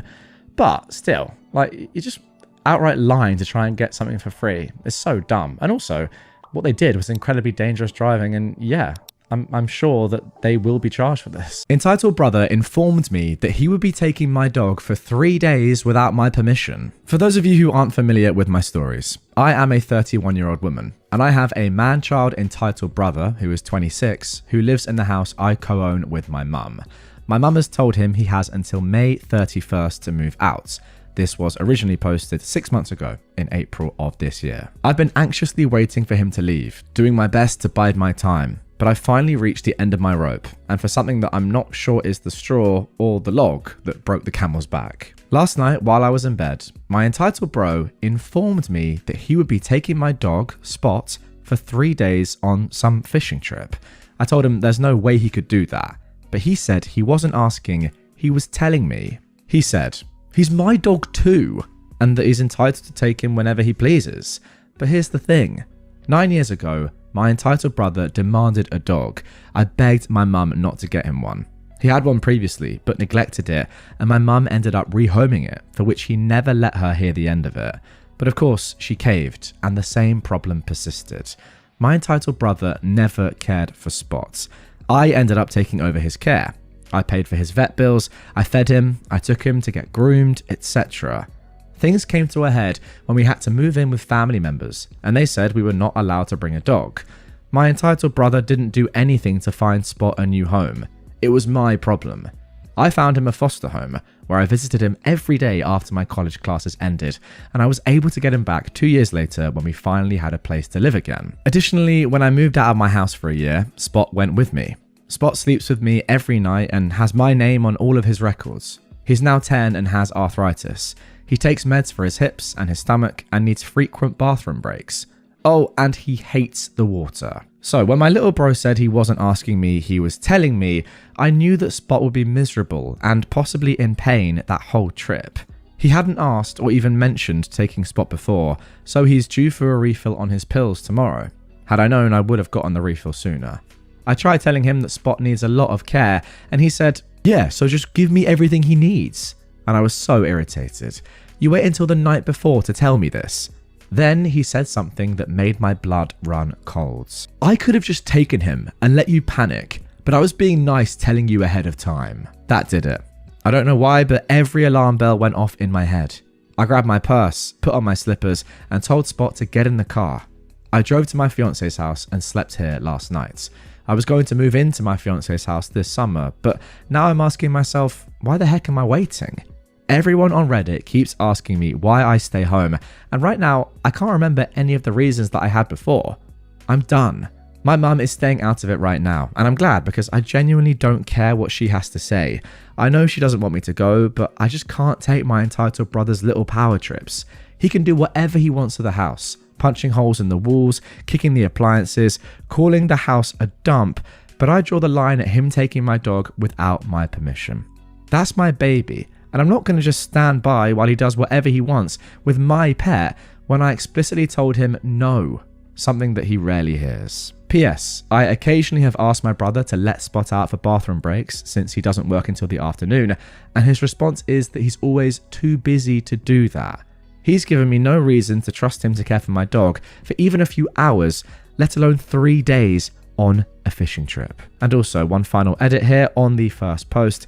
My brother does not know where my fiancé lives, and even if he did, my fiancé's 2 huge German shepherds would devour him. Okay, so that was the initial post. Now, the great thing about this is that just 6 days ago at the time of recording, and remember I said that that initial post was made 6 months ago, we got an update. However, before we get into this, first of all, I don't think I've covered this person's stories before, but I feel like I really need to go back and have a look at their profile and see what stories and what accounts they've told about their brother in the past. This clearly is not the first post they've made, and I reckon there's probably quite a lot there. So let me know in the comments down below if after this you want me to go back on this person's profile and have a look at what they've posted on Reddit before.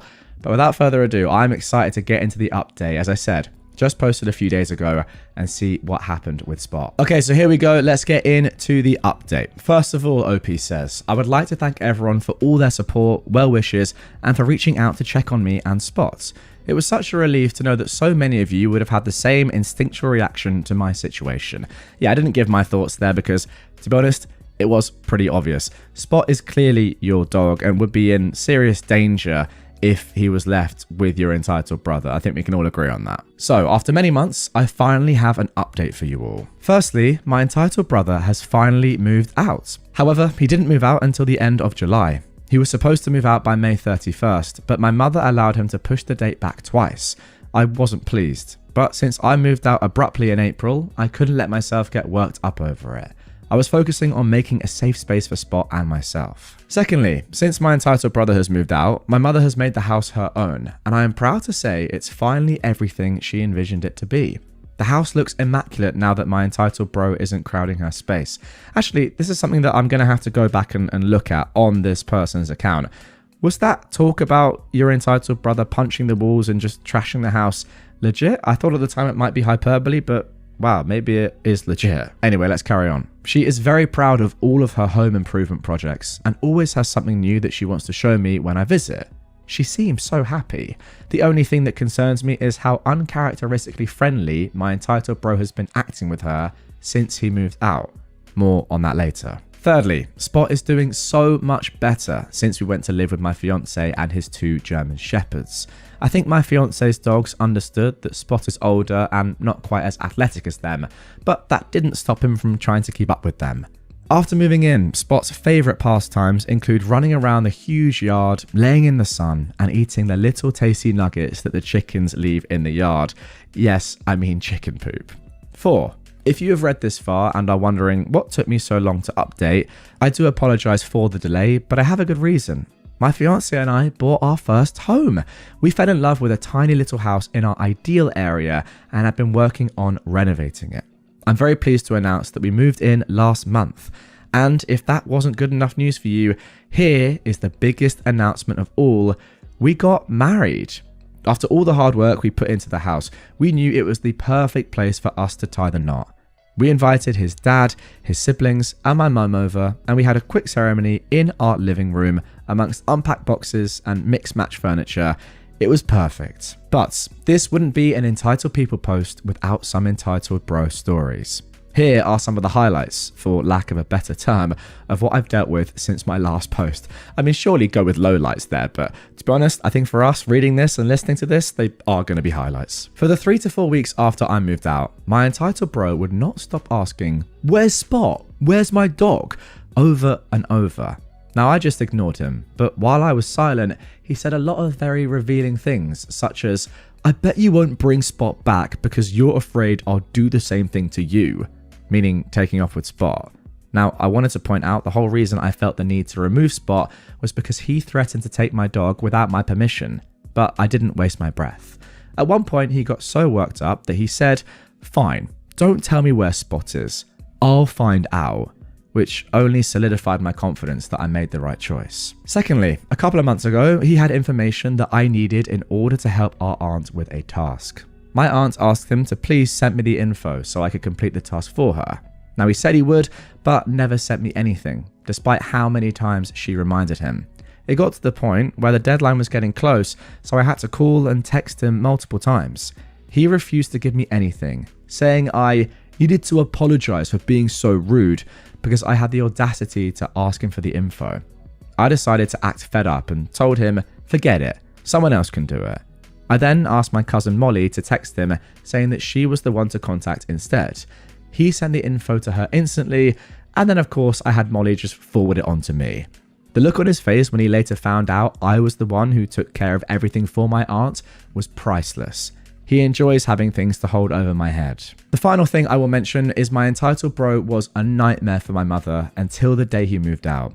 He went through ways of giving my mum the silent treatment, then angrily hounding her for ruining his life, to having personal pity parties and saying things like he was so depressed and he didn't want to live anymore. My mum got so fed up that by his moving out day, she had no pity for him anymore, just actually secondhand embarrassment. But then he did something very strange. He was literally in the middle of yelling at her and blaming her for all of his shortcomings when he suddenly broke down and cried, saying he was so sorry for what he put her through. All he wants is to be loved by his mum and sister, and asking, "What would you do if I killed myself?" My mum said she thought it was a miracle from God, and I tried to gently ask her if it wasn't more likely that it was just a manipulation tactic. She said she is choosing to believe that this is a sign that her son is finally changing for the better. I find it very hard to believe. So now he acts as if he was never the hexspawn that plagued our home for 8 years, and my mum is so happy because she thinks that now her son is reformed. I think it's more likely that he's just trying to stay in her good graces because he wants to use her as a safety net. My mum claims she would now never take him back in unless it was a true emergency, but I don't know about that. That is the only thing about my entitled brother that makes me uneasy to this day. Other than that, I have no interest in dealing with him and will not be including him in anything. He does not have my address, and my relatives know not to share it with him. Although I have had to deal with a lot of drama these past few months, I am so relieved that I left that tumultuous home life when I did. If I hadn't, I wouldn't have had a safe space for myself or Spot. I wouldn't finally have a home of my own with someone who loves me completely. And I wouldn't have married the sweetest, most supportive man I've ever met. I'm so grateful to be able to write this happy update on my couch in my home with my husband at my side and my sweet Spot laying his head in my lap. Thank you again for being here for me and for waiting so patiently for an update. I hope it was worth the wait. Thank you. Okay, so there we go. A fantastic ending to this one. I'm glad that everyone seems, well, you especially seem to be getting on well. Spot sounds really happy. You obviously are. And your husband, yeah, fantastic news. I do agree with you though. Like, there's no way that just in one sort of split second does somebody suddenly realize how horrible they've been for the past 8 years and go, oh my God, I'm so sorry. I just don't feel loved by my mum and sister. Well, maybe there's a reason you don't feel loved by your mum and sister, and that's that 8 years of just pure entitlement. There's no way that somebody could just do that for 8 years and then suddenly be like, oh, sorry, I didn't actually realize what I was doing all this time. No, I don't believe it for 1 second. It's definitely a manipulation tactic. My friend is dying, Karen. I just came across this sub and it seems like the perfect place to rant about an incident that still makes my blood boil to this day. Back in high school, my friend group included this guy who had a terminal illness. He was at the point where his doctors were shocked he was still alive. Aside from being skinny and a bit pale, he looked like any other average teenager. He had his good days and his bad days, but even on his good days, he would tire easily. He didn't talk much about his illness, and he tried to be normal like everyone else. For example, he would talk about the college he wanted to attend and what career he wanted. We respected that and never brought up his illness. He had a placard, so we would always park in handicapped spots. As you can imagine, we often got dirty looks when a bunch of seemingly healthy teenagers piled out of the car. Our friend ignored the looks, so we never said anything to these judgmental people. One weekend, we all decided to go to the amusement park. After an hour or so, he started getting tired, so we got him one of those loaner wheelchairs. Like the teenagers we were, we took turns doing stuff like pushing him really fast and doing wheelies, but we were careful not to bother anyone else. I remember him laughing his butt off. That is, until a Karen shouted at us from like 30 feet away. You know you're keeping that wheelchair from someone who might actually need it, don't you? I looked at my friend and his smile instantly disappeared. I was done. Effing done. So I marched over to her knowing exactly what I was going to say after biting my tongue so many times.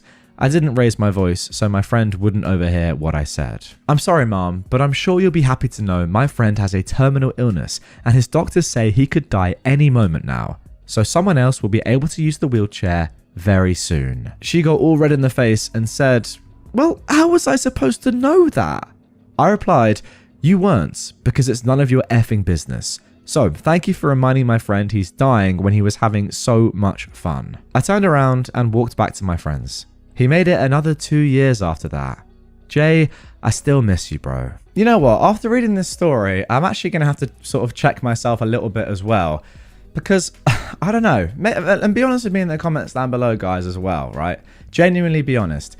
Surely, at some point in your life, you have seen teenagers messing about on a wheelchair and thought to yourself, oh, what are they doing? Like, they're taking a wheelchair away from someone who might need one. They're taking their mick.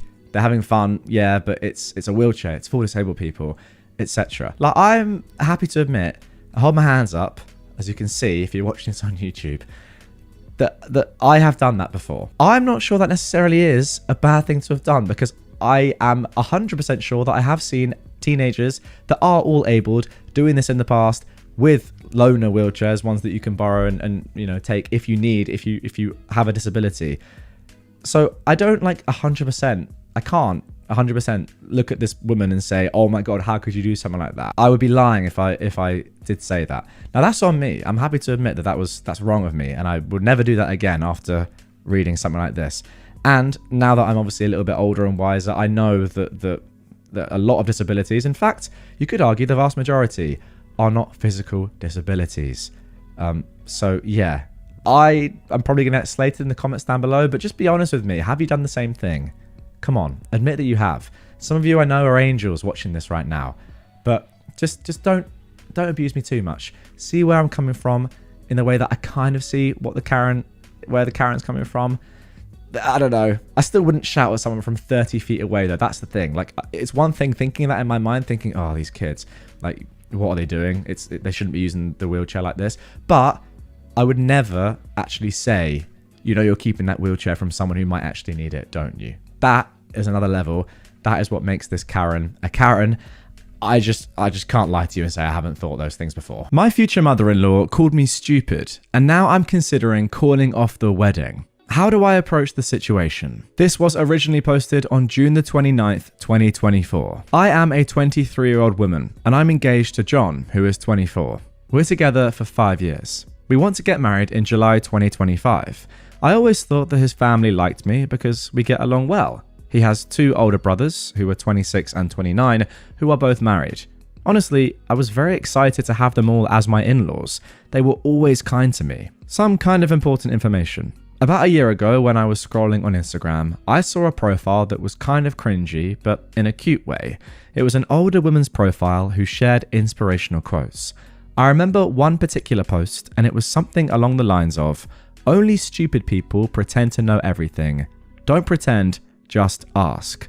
Honestly, this quote changed me in a lot of ways. Before that, I was always worried that I might embarrass myself if I don't know something. And after reading that quote, I realized that if I always pretend that I know everything, then I'll miss out on actually getting to learn about things. So, I decided to change my habits and start admitting that sometimes I genuinely don't know. Someone is talking about the war in Kosovo? Okay, sure, but first let me ask some questions so I can really understand what we're talking about. And I ask a lot of questions sometimes. I sometimes even open the Notes app and write in some questions that I later want to find the answers to. These are my latest. How does the time work in a black hole? Why some snails have shells and others don't? What food is okay for ducks? How does the light bulb work? The old ones with gas inside them. And does everyone see colours the same? And how can we know that? Alright, sorry for the long introduction, but it was kind of necessary for understanding what kind of person I am. I know that sometimes I might come across as annoying. Now, onto the problem. His parents hosted a small barbecue last weekend only for the family. So it was his mum, who is 54, his dad, who is 59, his 2 brothers, and their wives, who are both 27 years old. I was the last person who showed up because I had to work late. I entered the house, and when I was walking towards the back of the house, into the backyard, I heard John's mum talking about me. To be honest, she wasn't talking about me, more like mocking me. I heard her say in a high-pitched voice, "How does the sun work? Where should I put the fork? Why does nobody like me? How do I wipe my butt?" I just stood there. I had this sinking feeling. I couldn't move, so I just stood there. And I heard them all laughing. One of the wives said, "I actually don't mind her always asking questions. I think it's cute." And it made me feel hopeful that they'll say something like, "Yeah, sure, we're just playing. We love that." But none of them did. Instead, the mum replied, "It's not cute. She's just stupid." After that, they laughed again. And I heard John laughing. My heart kind of broke in that moment because he didn't even say one positive thing. He didn't defend me. He just laughed. I quietly turned around and left the house. I texted John saying that I got sick and have to stay home. Now I'm wondering, how should I approach this situation? We live together, and I'm sleeping in the guest bedroom for now, and I'm using the excuse that I don't want him to get sick from being around me. But I can't ignore him forever, and I can't pretend to be sick anymore. It's been too long. I'm not sure how to proceed. Maybe it was just a misunderstanding. I'm considering talking to them about this, but I'm also worried that they won't be honest with me. I can't marry him if he really thinks I'm stupid, but I also can't marry into a family who thinks so little of me. But maybe it was a joke and I shouldn't take it so seriously. I'm so torn apart, and every day I convince myself a bit more that it's okay and sometimes we should all laugh about ourselves. Now I feel like I'm going crazy. I'd really appreciate some advice. Okay, before we get into my personal thoughts on this one, and then of course on to the first update. Firstly, OP has left some comments down below, a little edit, addressing some people that have said that they really don't like people like OP. She says, "There are many comments saying that they cannot stand people like me. I agree that sometimes I can be a bit too much with the questions, but with that being said, I still think I'm within reason. I don't do it around people I just met. I rarely do it at parties or other gatherings.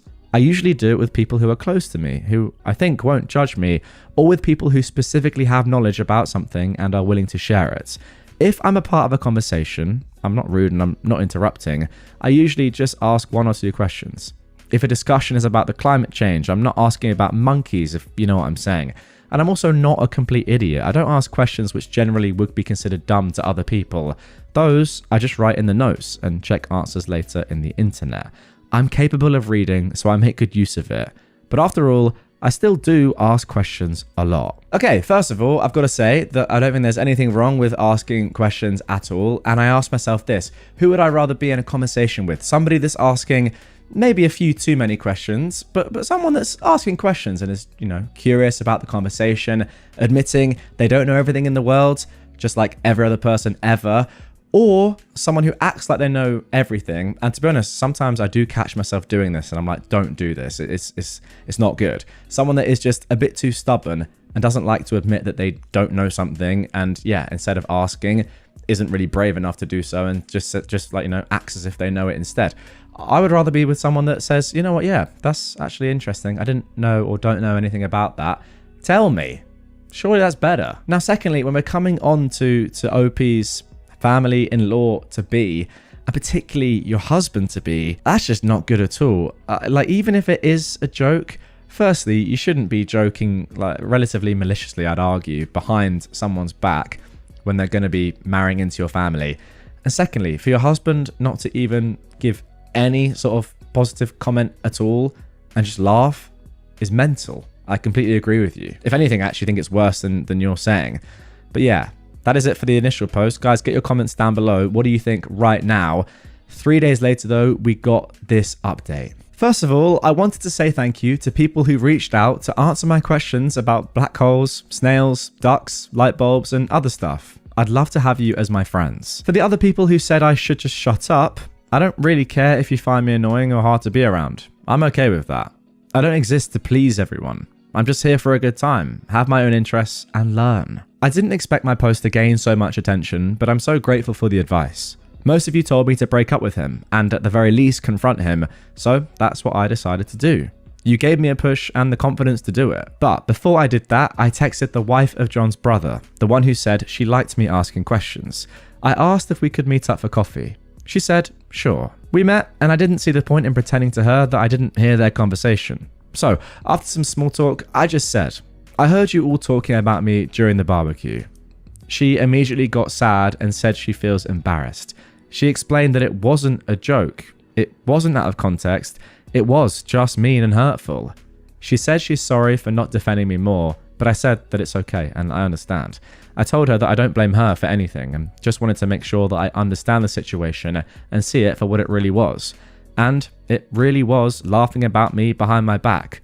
Just bullying. At this point, I just had to confront John. In my last post, so many comments were saying that he'll probably try gaslighting me. And you were right. We were having dinner together for the first time since the barbecue happened, because before I tried my best to avoid him. Yeah, I know that's not very mature of me, but other than you guys, I don't really have a strong support system.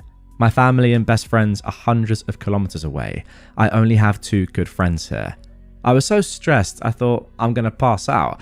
My legs were shaking and I was terrified because I knew deep down that this is the moment where my 5-year relationship goes down the drain. I looked him in the eyes and I asked, how does the sun work? He looked confused, so I followed with, where should I put my fork? Why does nobody like me? At this point, realization hit him and he started nervously laughing. I said I was there, and I heard them. After the initial shock passed, he got mad. He said it's rude to eavesdrop. I said it's rude to bully people. He tried telling me that it was just a joke, that I shouldn't be so uptight, that it really was funny. I said that I didn't find it funny, and I went to the guest to calm down. He started panicking. He was asking me to please talk to him. He was much more apologetic and said that he will be 100% honest with me. I asked if his mother made similar comments before the barbecue. He said yes. I asked him if he ever defended me. He said he tries to, but I don't know if I believe him. He told me he loves me and respects me. I don't know if I believe that either. I said that I love him too, but I need a break. He's all I've ever known. He was my first and only partner. Remember guys, OP is 23. I have no outside perspective of this. I've got no experience. I need a moment to think. I'll be going to my friend's house for a while to think everything through. The apartment has his name on the lease anyway. After I gathered some of my things and left, he kept texting me non-stop. He tried calling, but I didn't respond. I was very hurt because he tried to belittle my feelings, and only later, when he realized that I might break up with him, did he start apologizing. The next day, I decided to give him another chance to explain himself, and I came back to the apartment. He seemed very sad and tired. He said that he told his mother that I overheard them. I said, I don't care.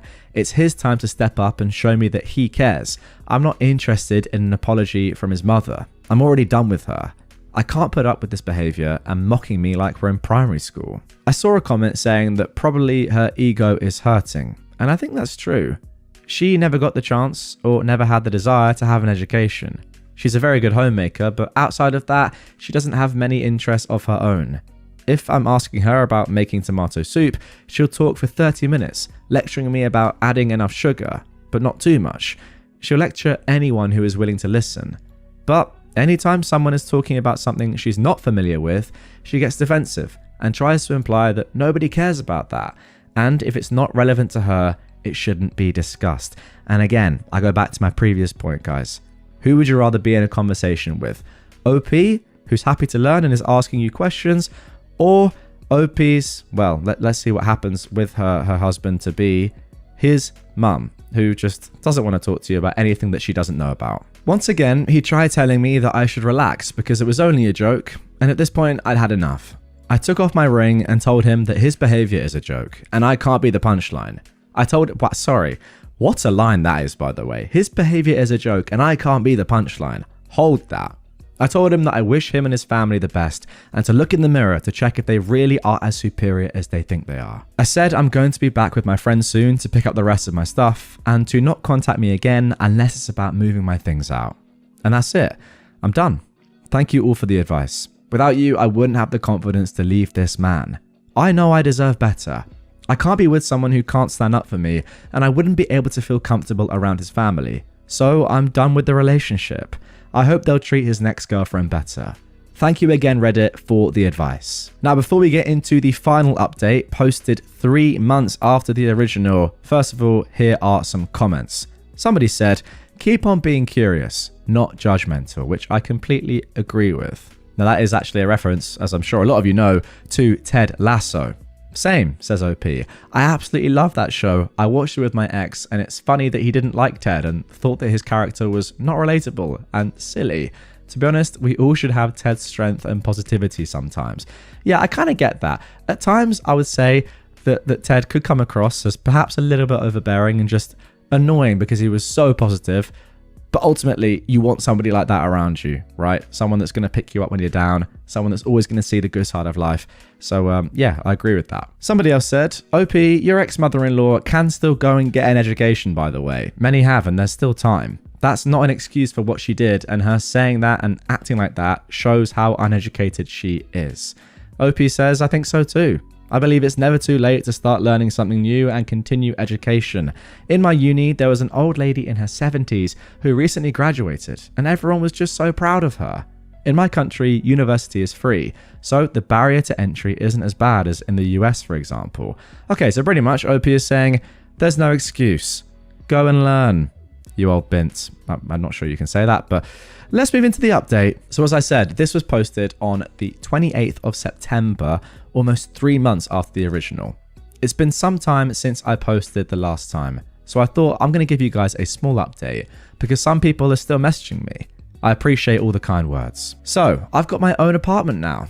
I lived with my friend for a while and she was an amazing support for me after the breakup, but now I have my own place closer to my university and work. It turns out my ex-fiance didn't tell his family that we broke up. I blocked them all except for the ex himself because we needed to keep in touch in order to get my stuff from the apartment that we shared, and my nice sister-in-law. And a week after the breakup, she texted me and asked when I'll come to the parents' house because everyone wants to apologize. I called her and said that we're no longer together and I don't really want their apology. Now she seemed shocked because my ex was telling them that we're fine, she just needs some time. She told me that the family is still fighting over this whole ordeal and that the brothers are giving my ex a hard time about the situation. I told her nicely that I don't really want any updates. I like her, but I cannot put my energy towards following their every move. She told me she understands.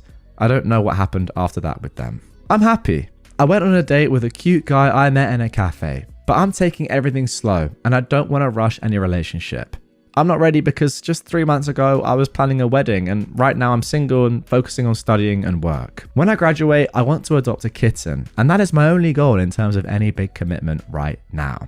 I also enrolled in CS50 by Harvard X and I recommend you all to try and learn something new today. If you have any questions, then feel free to ask and I'll try to answer in the comments. And boy, some people did have some questions. First of all, somebody said, update us on the kitten, please.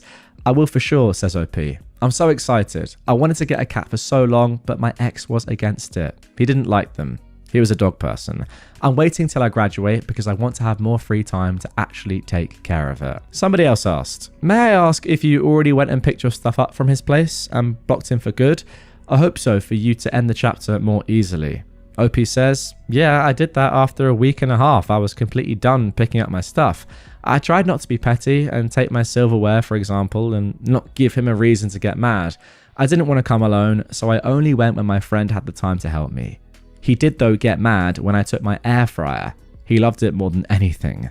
I blocked him after I took everything that was mine. And then a comment on her ex's family. I think even though the brothers still think what the family said during the barbecue was funny, they're giving my ex a hard time because he let a good one go or something like that. They don't think they were in the wrong, but they're making fun of him for not standing up for me, and they're laughing at the fact that I broke up with him and he didn't even have the balls to tell them. One of them said that if someone called his wife stupid, he would defend her even if she would have done something dumb. Okay, sorry, there's a lot to unpack there, and I disagree with a lot of the stuff that these people are saying.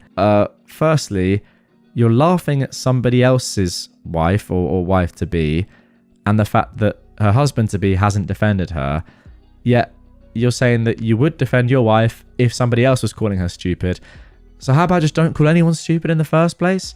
That's very, very hypocritical. Secondly, they just don't seem like very good people. Anyway, here is the final comment. Somebody said, it actually seems like you've moved on very easily. From love to engaged and then blocked within a few weeks. Yeah, the love faded really fast. I didn't expect it. The attachment to him is still there, but I very quickly stopped feeling love for him when I fully realized that he sees me as stupid and at the very least, not on his level. So there we go. That is the end of that one. And yeah, all in all, I would say that despite the fact that it was a pretty tough story at times to read, and I feel bad for you, OP, that your husband-to-be's family were just laughing at you behind your back, at least you found out right now. And I think the last point is very, very important, right? You seem to have moved on pretty quickly, which I think shows that ultimately you know now that he wasn't the right man for you in your life. Like, it's not as if you're groveling over him thinking, oh, why did he have to do this behind my back? Why are his family so horrible? No, you've moved on because you've realized that this wasn't going to be the right thing for you anyway. And yeah, of course, the attachment is still there, and I'm sure there is still a lot of love there. But yeah, the fact that you're already going on another date 3 months later when you've been with him for 5 years and we're engaged, that's a pretty good sign, to be fair, as far as a good sign can be when you've just broken up with your fiance. Entitled college roommates were mad I didn't cook for them, and they wanted me to pay for the ingredients. I refused, and they threw my stuff in the trash. I debated telling this last story after the whole saga with my mother-in-law and ex-wife, but I mentioned it before so many times that I may as well tell it. But it will probably be my last post here. I know it seems I dealt with a lot of terrible people in my life. I suppose I was just a magnet for it. My terrible mother, my terrible ex-wife, my terrible mother-in-law passed away before becoming my ex-mother-in-law, my bad co-worker that gave out my phone number to my mother, and lastly, some bad roommates from my college days. But beyond all of that, I haven't really dealt with much anyone else of note. Guys, in case you're wondering, this Redditor is someone whose stories I've read out quite a few times over the course of my channel. If you've been around for a while, you'll probably get one of the references they've just made there to one of the stories I've narrated. But this is a brand new one. Let's get into it. OP says, I've got good friends, a good job, and I'm physically active. But there were times I was just drawing in narcissists. Hopefully no more. Back in college, I had to deal with 3 bad roommate guys for 6 months. It was community college, so no dorm. Just a rundown apartment that looked right out of the 80s. I was balancing school and part-time work, so I didn't have a lot of money. The funny thing is, I was literally the only one there who knew anything about cooking, much less did dishes. I wasn't one of those hardcore couponers, and there was really only 2 good stores in walking/biking distance. One a typical supermarket, the other a small discount food store. That's where I went the most. I was also no stranger to the local thrift store. My roommates mostly just ate junk food or whatever else they could grab that was already made. So, for obvious reasons, I couldn't keep leftovers. We also had fights about them not doing their share of the cleaning, but that was resolved later as well. 2 of these guys said they were friends before college, and the 3rd roommate fit right in with them for a while. The drama over the food first started when I made myself an egg sandwich for breakfast. 2 eggs over easy or medium with your choice of cheese, bread and mayo. It's actually pretty good and a solid breakfast. One of my roommates saw me eating it and asked for one too. I apologetically said no because I was on a tight food budget and the frying pan was already in the sink. He rolled his eyes at me and groaned. I told him they were easy to make them himself if he bought the ingredients, but he balked at the notion. Another day, I made mashed soft-boiled eggs for breakfast. That attracted more attention. It's eggs boiled just enough to where the whites are cooked, but the yolk is still liquid. You then peel the shell off and mash the eggs in a bowl with a fork. It can be easy to mess up, and I only really succeeded half the time, but it's great with just basic seasoning and sometimes hot sauce. I haven't made it in a while, but I like to eat it on toast and sometimes over rice. I also made egg salad from time to time. Eggs were cheap and basically $1 a carton at the discount store. I'm also not a big fan of cereal as I had to eat it a lot growing up, and I prefer a warm breakfast without a lot of sugar. No matter how much I told my roommates they could cook their own food if they let me show them how, they just kept complaining that I made food that they weren't allowed to eat. Even though they wanted to eat good food at home, they were completely unwilling to put in any effort. Compared to these guys, I was the only broke person there. They all had the latest gaming consoles and new laptops. One of them even had a car. I had an old N64 and CRT TV that were pity gifts from friends years prior, a GameCube that I'd splurged on, and a used laptop I got secondhand. My roommates were near constantly gaming, watching YouTube, and being general couch potatoes when not in class. Hang on a second here, OP. What's wrong with watching YouTube? That's what I did, and still do to be fair, for many hours a day. Anyway, let's carry on. Sorry, a little bit sidetracked there. I think they thought I'd be a pushover at first, but I'm the kind of guy that seems chill till you push me one step too far. And they did this by stealing my game systems and my food. Here's what happened. One evening, I made something good for my dinner. I don't remember specifically what it was, but it might have been tilapia fillets. I ate those a lot. I even made them into spicy fish burgers. My roommates all ganged up on me over how their dinners always sucked unless they ate out. I mean, maybe just cook something nice then? Sorry to interject again, but like, just pull your finger out. If you want some nice food, make it. No one's going to make it for you. You've moved out of home now. It's insane. Anyway, microwave food all around for them on many nights. And they wanted me to finally make something nice for everybody. I told my roommates that, okay, if they each kicked in $5, I'd make us all a nice spaghetti dinner the next day. They agreed. My biggest mistake was not collecting the money from them in advance. So you're just asking for $5 from them to make a lovely meal. You know, they don't have to put any effort in and they just get to enjoy it.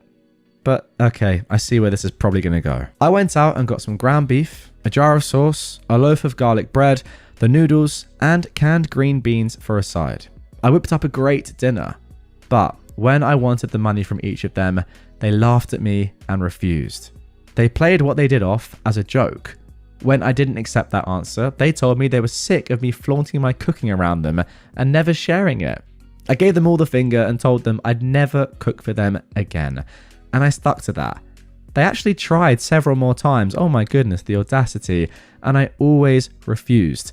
They even offered to pay me again, but still refused to pay me for the first time. So I'm sure they would have just pulled the same stunt again. Money or no money, I had my pride. And I meant it when I said I'd never cook for them again. They started acting like kids whose parents wouldn't feed them around me, and were pretty angry when I called them out on it. I wasn't obligated to be their caretaker. I didn't know what kind of homes these guys came from, but they certainly weren't used to not getting their way. Yes, exactly. I mean, we all know. I can picture these guys right now. I can picture myself even having a conversation with them. I know what they sound like. I know what they'd say. I know they'd just be like the biggest golden children ever. So stuck up. So spoiled as kids. It's just so obvious. Stop flaunting your cooking around us. It's unfair. It's the most insane thing I've ever heard. One day, I came home from work and found all my food missing from the fridge and cupboards, and none of my roommates were home. I was furious, and I couldn't even confront them, so I just tried to go and play video games to unwind. But my consoles were missing.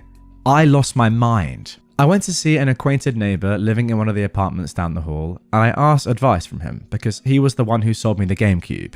He had an evil idea and said that he'd use his digital camera to record my roommates when I confronted them, if I wanted, but only if I paid him $20. I didn't really have a choice but to agree. When my roommates finally came back, they were all smug, until they realised their gaming consoles and laptops were all missing. They flipped out, threatening to kick my butt, but I held my ground and told them I wanted my stuff back, or I'd never tell them where their stuff was. It turns out they bagged up all of my food and threw it in the dumpster outside a few hours earlier. Then they hid my game system and TV somewhere in the building before taking off to a party. I asked them why they did that, and they claimed it was because they'd been drinking all day since it was a weekend, then tried to say it was just a stupid drunken joke, while also telling me that I'd gone too far. I laughed and said they were enormous hypocrites and a-holes to say I went too far after what they did. I just got even. One of them looked like he was ready to hit me, and I drew all their attention to the nearby window.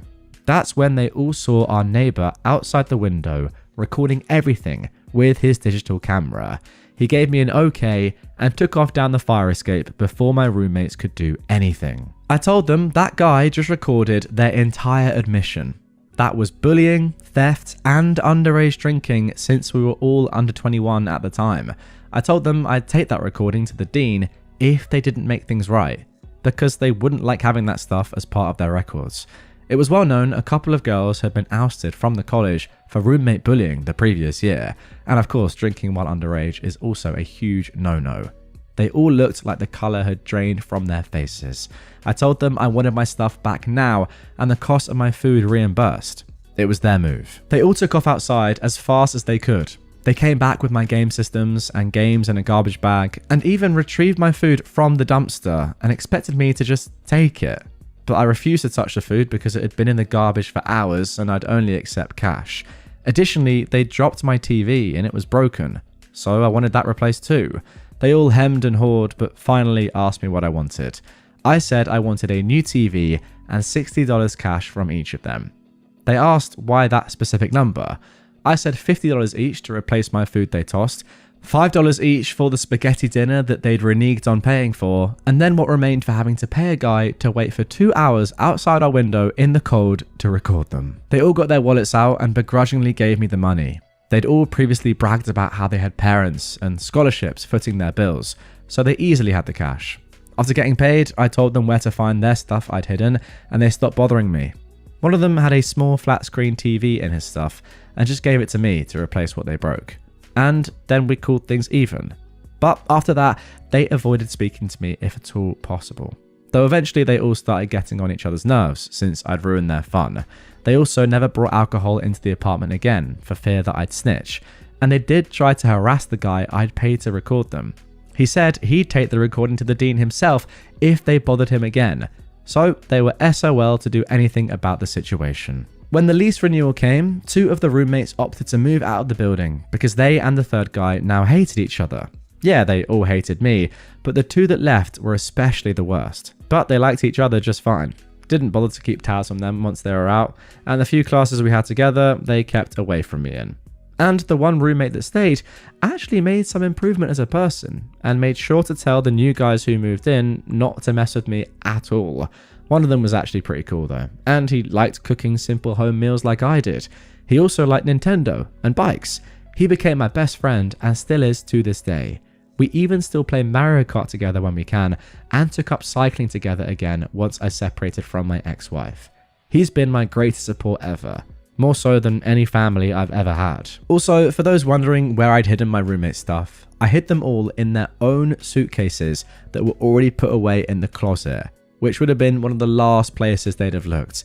They were all so annoyed it was all right there the whole time. Okay, there we go. That is the end of that one. Wow, what a story. And I just feel bad for this Redditor, because you guys will know if you've seen any of my other episodes that have stories in from this user. They've been through the mill, I think, to say the least, in their life.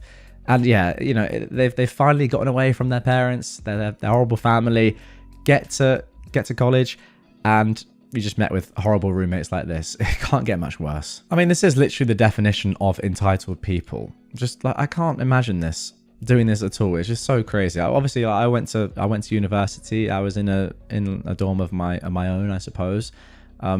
People cooked different stuff. Some people cooked together. Some people cooked separately. Whatever. It was all chill. One thing that nobody ever did was say, "Oh my God, I can't believe that you're cooking a lovely meal and not making any for me for free. What are you doing?" Like, it just didn't happen. I don't understand how somebody can genuinely think like that. That's insane. And the funniest bit about all of this is saying it's actually unfair that you're doing this in front of me. It's just not right that you're doing this. I'm getting jealous to the extent that you need to stop doing this. It's very weird. Like, if you care that much, just learn to cook and just make some meals yourself. But I don't particularly love cooking. In fact, I would actually say that I don't dislike it. It's all right. I don't know, I can't be bothered a lot of the time. But if somebody was making a lovely meal in front of me, I wouldn't tell them to stop because I can't be bothered to make nice food. That's insane. It really is. And then on top of that, OP offers them to like, an olive branch. Okay, I get it, guys. You don't like the fact that I'm good at cooking and you can't be bothered. But give me the money for the ingredients. I'll make us a nice meal. We can enjoy it together. You don't have to do anything. Just literally pass me a note of paper and you'll have a meal in front of you. You guys don't care about money anyway. You've said it. You've got rich families, whatever. And it's clear they have rich families that haven't brought them up that well. Let's be realistic here. But even then, no, they just take the mick out of you. Disgraceful people. And to be honest, I kind of wish that the dean had seen this stuff, because they've had no real repercussions from this, have they? Yeah, they've lost a bit of money, $60. But, what is that really to them? That's not going to make much difference in their lives, is it? Whereas getting kicked out because of bullying your roommate would have done. They're not going to change as people, I don't think, because of this. He got arrested over a receipt. In my 20s, I worked for a very popular theme park in Florida. I worked quick service food at a resort one year. One day, I was placed in my favorite position, pizza back. Basically, I was responsible for making pizza, baked ziti, and breadsticks. The resort guests could call in special pizza orders, and guests could order pizza at the counter as well. Don't ask me why, but I rocked at this position. I was very quick and consistent, so I was often placed back there to my delight, as there was air conditioning and a walk-in fridge. Anyone who's done kitchen work knows how most professional kitchens feel as though they're bordering on hell's territory. I'm in the back keeping a steady pace when a tall man with light brown hair and a beer gut starts arguing with my co-worker Kira up front at Pizza Fronts. The man claims he'd been waiting for his pizza for 40 minutes. When a guest orders a pizza, they're given a copy of the order and a wireless pager that will go off when their pizza is ready.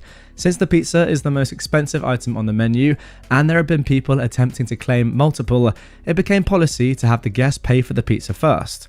Once the pager went off, bring it back with the receipt so we can then mark it and they receive their pizza. The receipt also has a time on it. Now Kira asks to see the man's receipt to check the time. He gets angry and yells at her. He screams that he wants his dang pizza. Kira became flustered and comes back there asking me where his pizza was. I told her that nobody waits 40 minutes when I'm back there and that his pizza would be ready when it's ready. She refused to go back up there because he was so rude, so I went instead. I asked him politely for his receipt as it had a timestamp. "Sir," I say, "I apologise for the wait. May I see your receipt, please?" "No?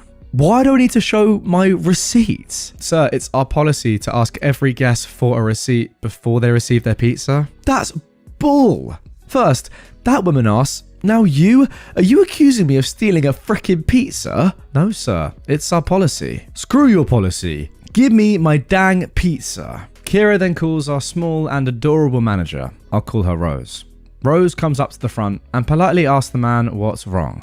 I've waited almost an hour for my dang pizza, and those two female dogs have enough nerve to ask for a dang receipt. Sir, please don't use harsh language towards our workers. Asking for a receipt is policy. I can use whatever language I want to. By this time, it's clear the man is possessed or drunk, so I call another manager. This manager, I'll call Antonio, comes out and joins Rose to figure out the situation. The man continues to cuss us out. He says that Kira and me are female dogs, and he plans to get us fired. He also plans to get Rose and Antonio fired as well. Apparently, we're accusing him of stealing by asking for a receipt. He cussed more vulgarly and loudly. People are covering their children's ears or leaving at this point. The front desk staff looked dazed. Two guys that were managers of the gift shop called security. Security shows up and takes over. Sir, are you a guest of this resort? Yeah, what about it? Well, we need to verify your identity. Can you show us your ID or room card, please? Good lord, it starts all over again. The man refuses and cusses the security out. He calls them fake cops and says they can't actually do anything to him. He's going to get all of us fired. The fake cops threaten to call Orange County Police if he doesn't comply. So he says, call Orange County. And guess what? They did. The man is then arrested in the middle of the food court. Once the cops show up, he miraculously calms down and shows his room ID. His wife and 8-year-old son were at the pool. A worker had to go and get her. She was a blonde woman and pretty. She walked in, looked at him, and walked back outside. She had an expression that said, I'm done. His face dropped as they walked him out in handcuffs. Due to policy, the whole family had to leave that day with no refund, and he was banned for life. They'd come there for their son's 8th birthday. Throughout all of this, it was kind of funny. Until that last line. That has just made it really quite sad. Okay, there we go for our first story. Now, interestingly, OP actually left a little edit at the end saying, for anyone wondering, the man, as we probably could have guessed, actually had a receipt crumpled in his pocket and he'd waited 10 minutes. My guess is that he was upset about something else and was just taking it out on the world. Well, that is normally what happens, to be fair. When someone really is unbelievably angry as in for no real reason and just really stressed and just horrible, it normally is a reflection of what's going on in their own life.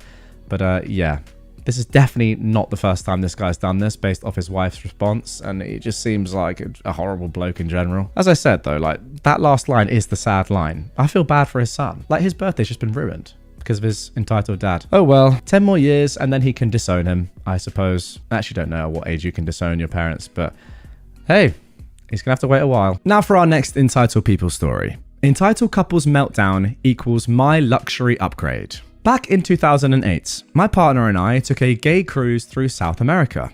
Picture this: 3 days in Rio during Carnival, a week of debauchery on the high seas, and wrapping up in fabulous Buenos Aires. Pure bliss.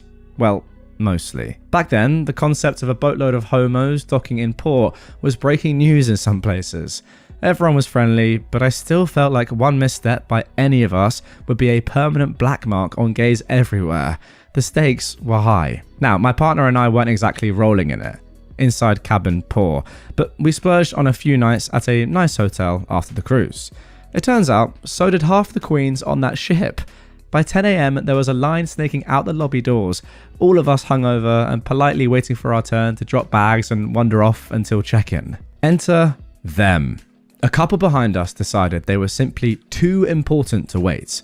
One of them had some VIP, ultra diamond, titanium, whatever status with the hotel, which supposedly came with early check-in. The clerk, who had the patience of a saint, explained that early check-in was based on availability, and at 10 AM, there wasn't any. But these two, oh no, they lost their entitled minds. Voices were raised. The clerk's intelligence was questioned. Her English, which was impeccable but slightly accented, we were in Buenos Aires, was mocked. It was full Karen energy, but double-barrel gay edition. Security eventually stepped in. When it was finally our turn, I felt like I needed to make amends for the sins of our people. I apologized to the clerk, told her that nobody should be spoken to like that, and I casually mentioned how much we appreciated her professionalism. We had a lovely little chat about travel and the cruise, while she processed what I assumed was a placeholder for when check-in time rolled around. Except it wasn't. With a smile, she handed us 2 keys for a suite. A massive suite with a stunning view and rooftop pool access right down the hall. "Enjoy your stay," she said with a wink. And enjoy we did.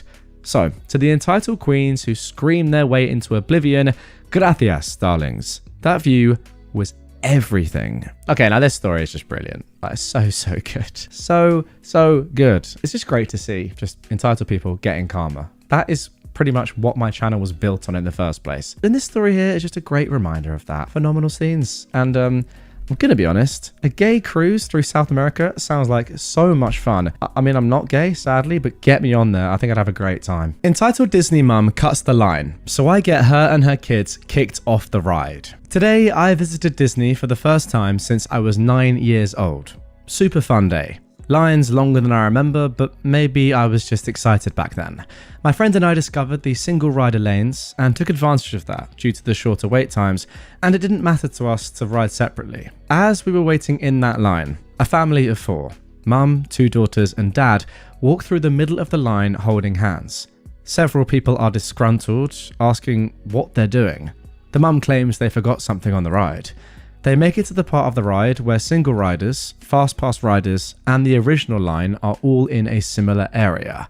One of the ladies behind me screams, "What did you forget?" Everyone in the single rider lane is fuming as we all realise she's just waiting to get on the ride with her kids. They get shuffled into the pre-ride movie area before my friend and I. We're shocked that no one brought it to any of the staff's attention. Meanwhile, all the single riders are trauma bonding over this lady's boldness and entitlement. So, when my friend and I get shuffled into the pre-ride movie area, I tell one of the staff what the lady and her kids looked like and what she did. He says, at this point, since they're already in the line to board the car, he can't do much. We make it to the car boarding line, and lo and behold, there's the lady and her 2 kids. I stop yet another employee and explain the situation. She says she will let someone know, but walks in the opposite direction of the rider operators. Then, one of the kids runs up to a man directly behind my friend and me, pulls on his arm, and says, "Come on, Dad." We turn around, and the dad is behind us. He refuses to join his family, probably because he heard everyone in the line complaining about what they did. So everyone starts speaking louder. The whole line. What a terrible example to set for your children. What makes them feel so entitled?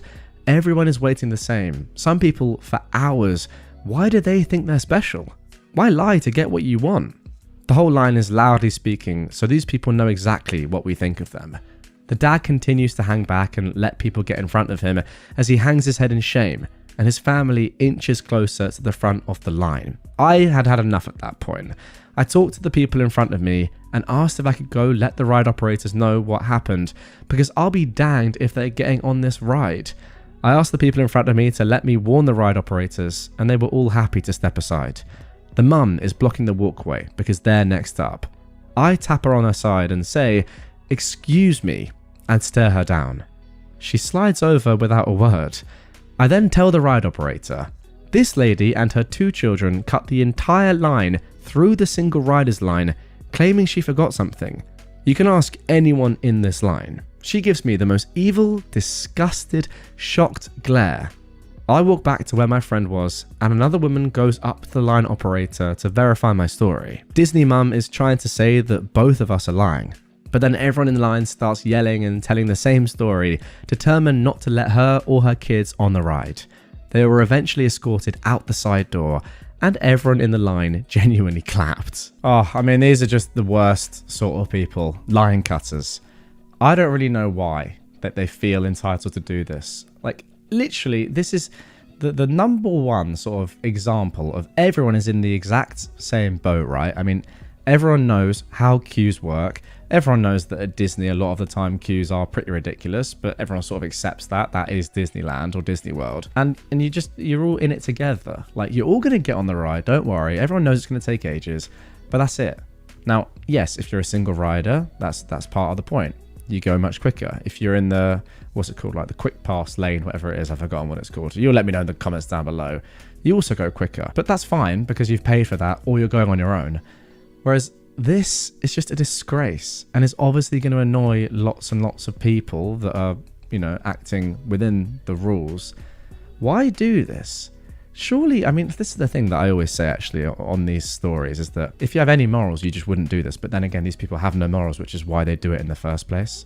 Because I'm thinking about myself, like I wouldn't be able to live with people shouting at me or just knowing that I'm cutting them in line, but then I wouldn't do it because I'm that sort of person. Whereas, well, a normal person, whereas this person is just disgusting, obviously. Respect to her husband, although if my wife was doing this, I just couldn't be with her. Genuinely, that would be enough to not be with somebody if they were that impolite, because it's just so ignorant and rude and just so disrespectful and obviously entitled, thinking you're above everyone else. So it says a lot about a person that they do something like this, and I agree. Like, what sort of example is this to set for your kids? Now for our final entitled people story of this episode. Co-worker fancies herself my mum. Quits when I correct her delusion. When I, 38 years old, non-binary, was in my early 30s, I used to work in the office of an apartment complex for university students. Our front office staff had a ridiculous turnover rate, to the point that for over half my 4 years there, I was the only full-time front staff. Management hired a new full-time person, Emily. Emily was a few years younger than me, multilingual, had a degree in hospitality and sales, and had just moved to my state. Two important things about me. My mum had recently passed away, and I am overweight. Part of my job involved lots of lifting and carrying heavy packages up the long, steep hill that our complex was situated over, so I'm fairly muscular and rather fit under my extra fluff, which I'm very proud of. By contrast, my mum never got above 110 pounds in her whole life. She meant well, but almost 30 years of her picking at me about my weight had made it a sore subject. Things went well for a while, and then Emily's obsession with healthy eating started. I mentioned a restaurant, and she pulled up a menu to tell me what to order with a comment about being my mum now. I shut it down and told her about the loss of my family. She brought meals for me and then got offended I didn't want them. She saw my soda and told me not to drink those anymore. Not recommended. She told me. I had a snack and she opened a bag of trail mix and crossed to my desk with her. I saw what was about to happen in slow motion.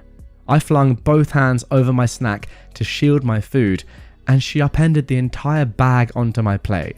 I don't even like nuts, so I had to throw the whole thing away. I told her several times to stop.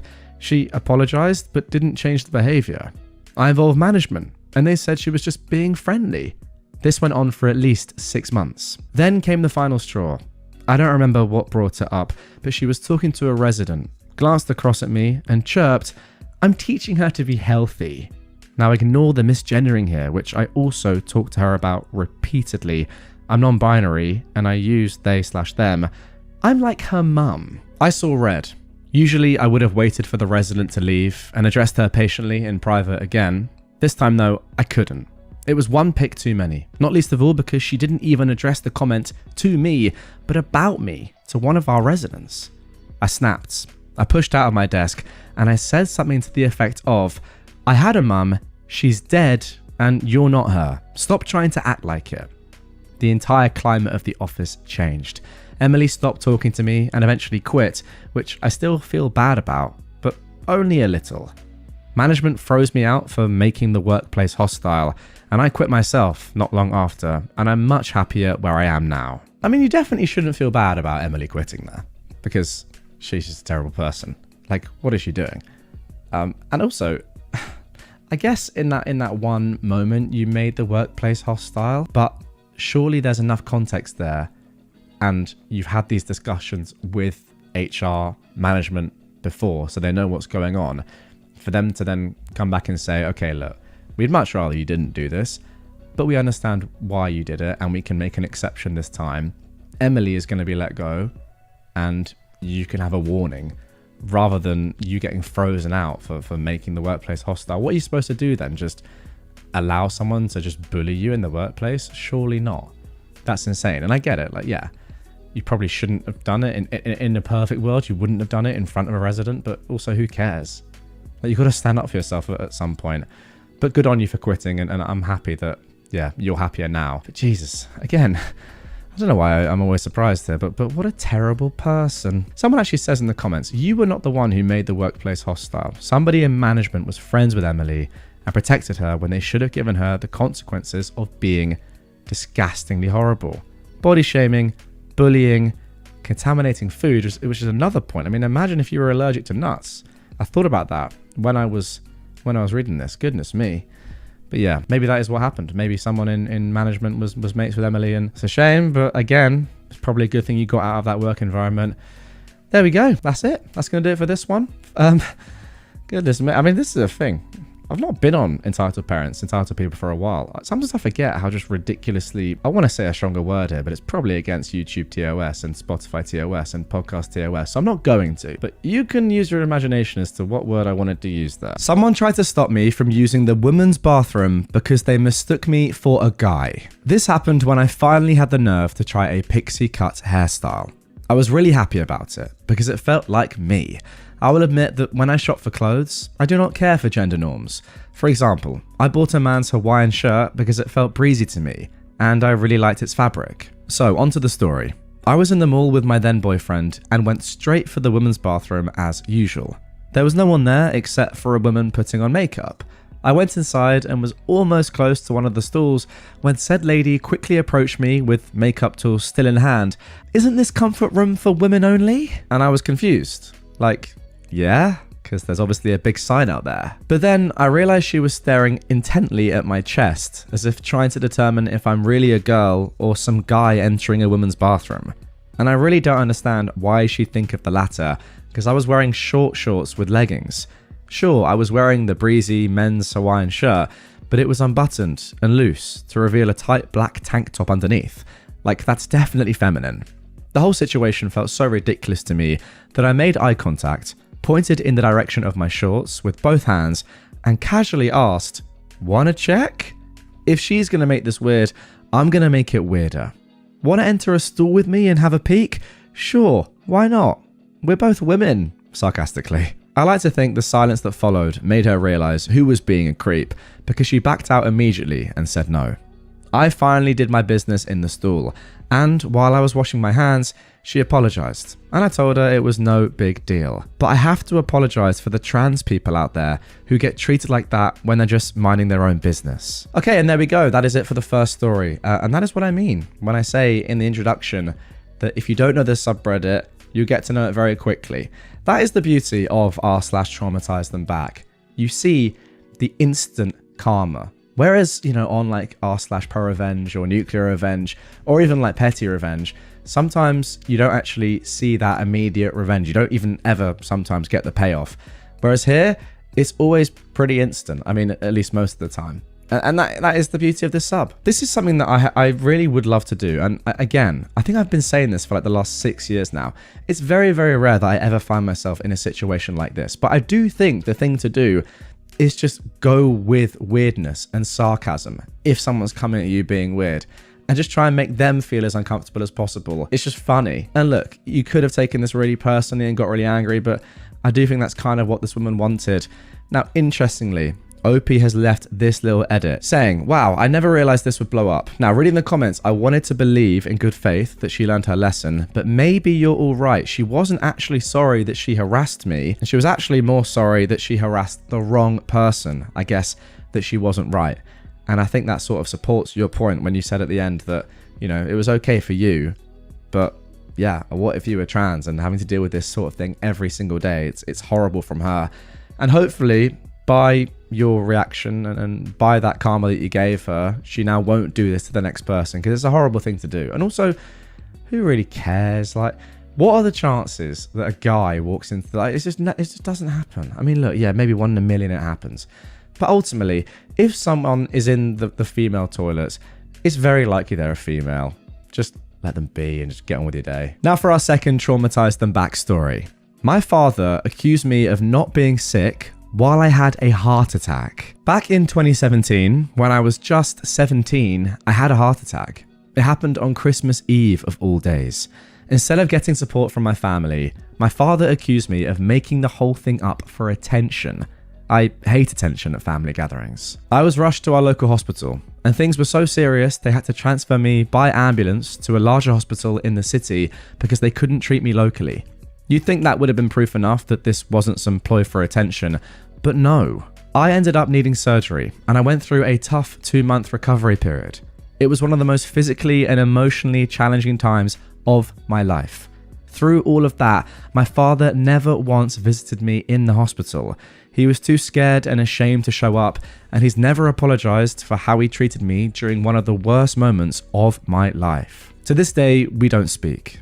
I've cut him out of my life because I realized I deserve better than a parent who accuses me of faking a life-threatening medical emergency. Yeah, I feel like your last sentence there, OP, really does sum up this entire thing. Why would you ever want someone like that in your life? Imagine you're about to die, you're dying, your heart is failing, and your dad just goes, "Stop messing around, man. Like, you're fine. Just chill. Stop trying to get attention, you little rat." The anger would just be, palpable. Family calls me to get me to go back home. I revealed the reason why I left. So, I've left home. I'm more or less homeless and lodging in a hotel that a friend paid for. God bless his heart. This is due to my mum physically assaulting me for the first time since my dad died. That reason is a story for another day. She slapped me 3 times and my face got swollen, so I left 4 days later. I had already been planning on leaving later this year because she's been more or less stealing from me, or more accurately, stealing from my late dad's estate that he left for me in his will. She's been selling some properties, and it's 2 years ago that I found out that that's actually a crime. When I tried to get her to do the right thing, she called me a gold digger, and since then, so many things have happened. I've gotten a lawyer and we're working the logistics out to get what's mine. After leaving home last Friday, I've had a barrage of calls from family members. Everyone has been trying to convince me to come home and even trying to evoke my late dad's name to get me to come home. We were very, very, very close. Cue this incident. My in-law calls me on Sunday and says that my mum came to his house and told him what's happening. He starts with saying that I'm making the wrong decision. I'm going to be wrong, 2 wrongs don't make a right, etc, etc. He doesn't know that my mum slapped me, and I don't tell him because he says, and I quote, "I won't ask what made you leave yet. I want you to go back so we talk about it." He keeps on saying that the path I'm on is wrong, and so many people who have gone on the path I'm on didn't have it ending well for them. All I try to say falls on deaf ears. And since we're Muslim, he starts quoting hadiths to support him and me going back. After he's done going on a tangent and I finally get the chance to speak, I tell him that I'm thanking him for the concern. And even though I'm not ready to tell him the full story, I just want him to know that the main reason I've left is because my mum is stealing from an orphan. Now, in my religion, when your dad dies, you're classified as an orphan. So I was letting him know that my mum was stealing from me. And in our religion, stealing from an orphan gives you an automatic and cemented ticket to hell. As you guessed it, he decided to actually listen now. He stopped trying to guilt me to going home. After I gave him a summarized version of events, he starts saying we need to talk to my mum, I need to tell the family, etc. Promptly forgetting his mission to get me to go back home. I felt very satisfied when he apologized and said he's sorry I'm going through that and we need to rectify it, so I should update him on whatever happens next. Safe to say he hasn't called me since. And since that experience, any other family member who calls, I just let them know that she's stealing from me, and each and every one of them stops asking me to go back home. Now everyone knows, or will eventually, I guess. In all this, it seems my mum didn't expect me to leave home, and she's been very remorseful and worried, but it's a little too late for that, I guess. Sometimes, it's just not fair, is it? Why have you lost your father when you were so close to him, but not your mum, who just treats you so horribly and is just a genuinely horrible person? It's just like, I don't know, it's just tough, isn't it? So look, you're dealing with all that grief and the fact that you've lost, maybe the person that was closest to you in your life, definitely your closest parent or I presume family member. And then on top of all of that, you've got this. And the good news is that your family are now beginning to understand how terrible your mother is. And, I kind of get it from their perspective a little bit. They're hearing these things from your mum, and then she's like, "Please try and get my kid back. I don't know why they've left." So then they're trying to get you back, which it makes sense. But then after hearing the truth, I'm glad that they're switching sides and actually understanding what's happened and why you've made those decisions. So yeah, again, like the main point is it's just a very, very sad situation. But you've done well. You've made the right choice, and you're out of there. So fair play to you, OP. Now for our fourth story. And if you thought, guys, for one quick, cheeky second that the stories, after the first, second, or third we're going to get a little bit more tame or sort of filler, just, to flesh out the episode, then how about this for a title? Lunch supervisor tried to inject my sister with insulin she didn't need. I was diagnosed with type 1 diabetes at a pretty young age, 8. I'm actually really lucky that I was able to have such a good support system during my primary school years. All my teachers knew that I had diabetes, as well as the lunch ladies and the lunch supervisors. And they never really treated me differently, apart from being concerned for me sometimes. This actually concerns a lunch supervisor who me and my sister, suspect to be kind of racist, and it happened a few months, around 5, after I got diagnosed. For context, we are black, and when we were younger, me and my sister, who I'll call Brenda for clarity, were pretty much identical, despite the fact that she was a year younger than me. It got to a point that relatives used to remark that people could almost mistake us for twins. Now at school that wasn't really a problem because we used to act very differently. I was more introverted and very much into books, while she was a quintessential extrovert and was always more fierce.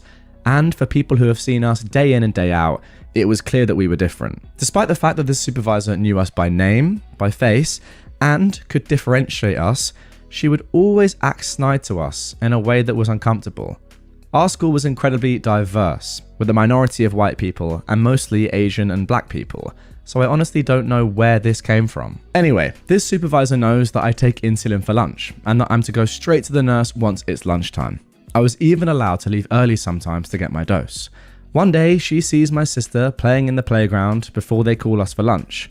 We were allowed to play for around 15 minutes before lunch, eat lunch, and then get 30 minutes to play again before classes started back up.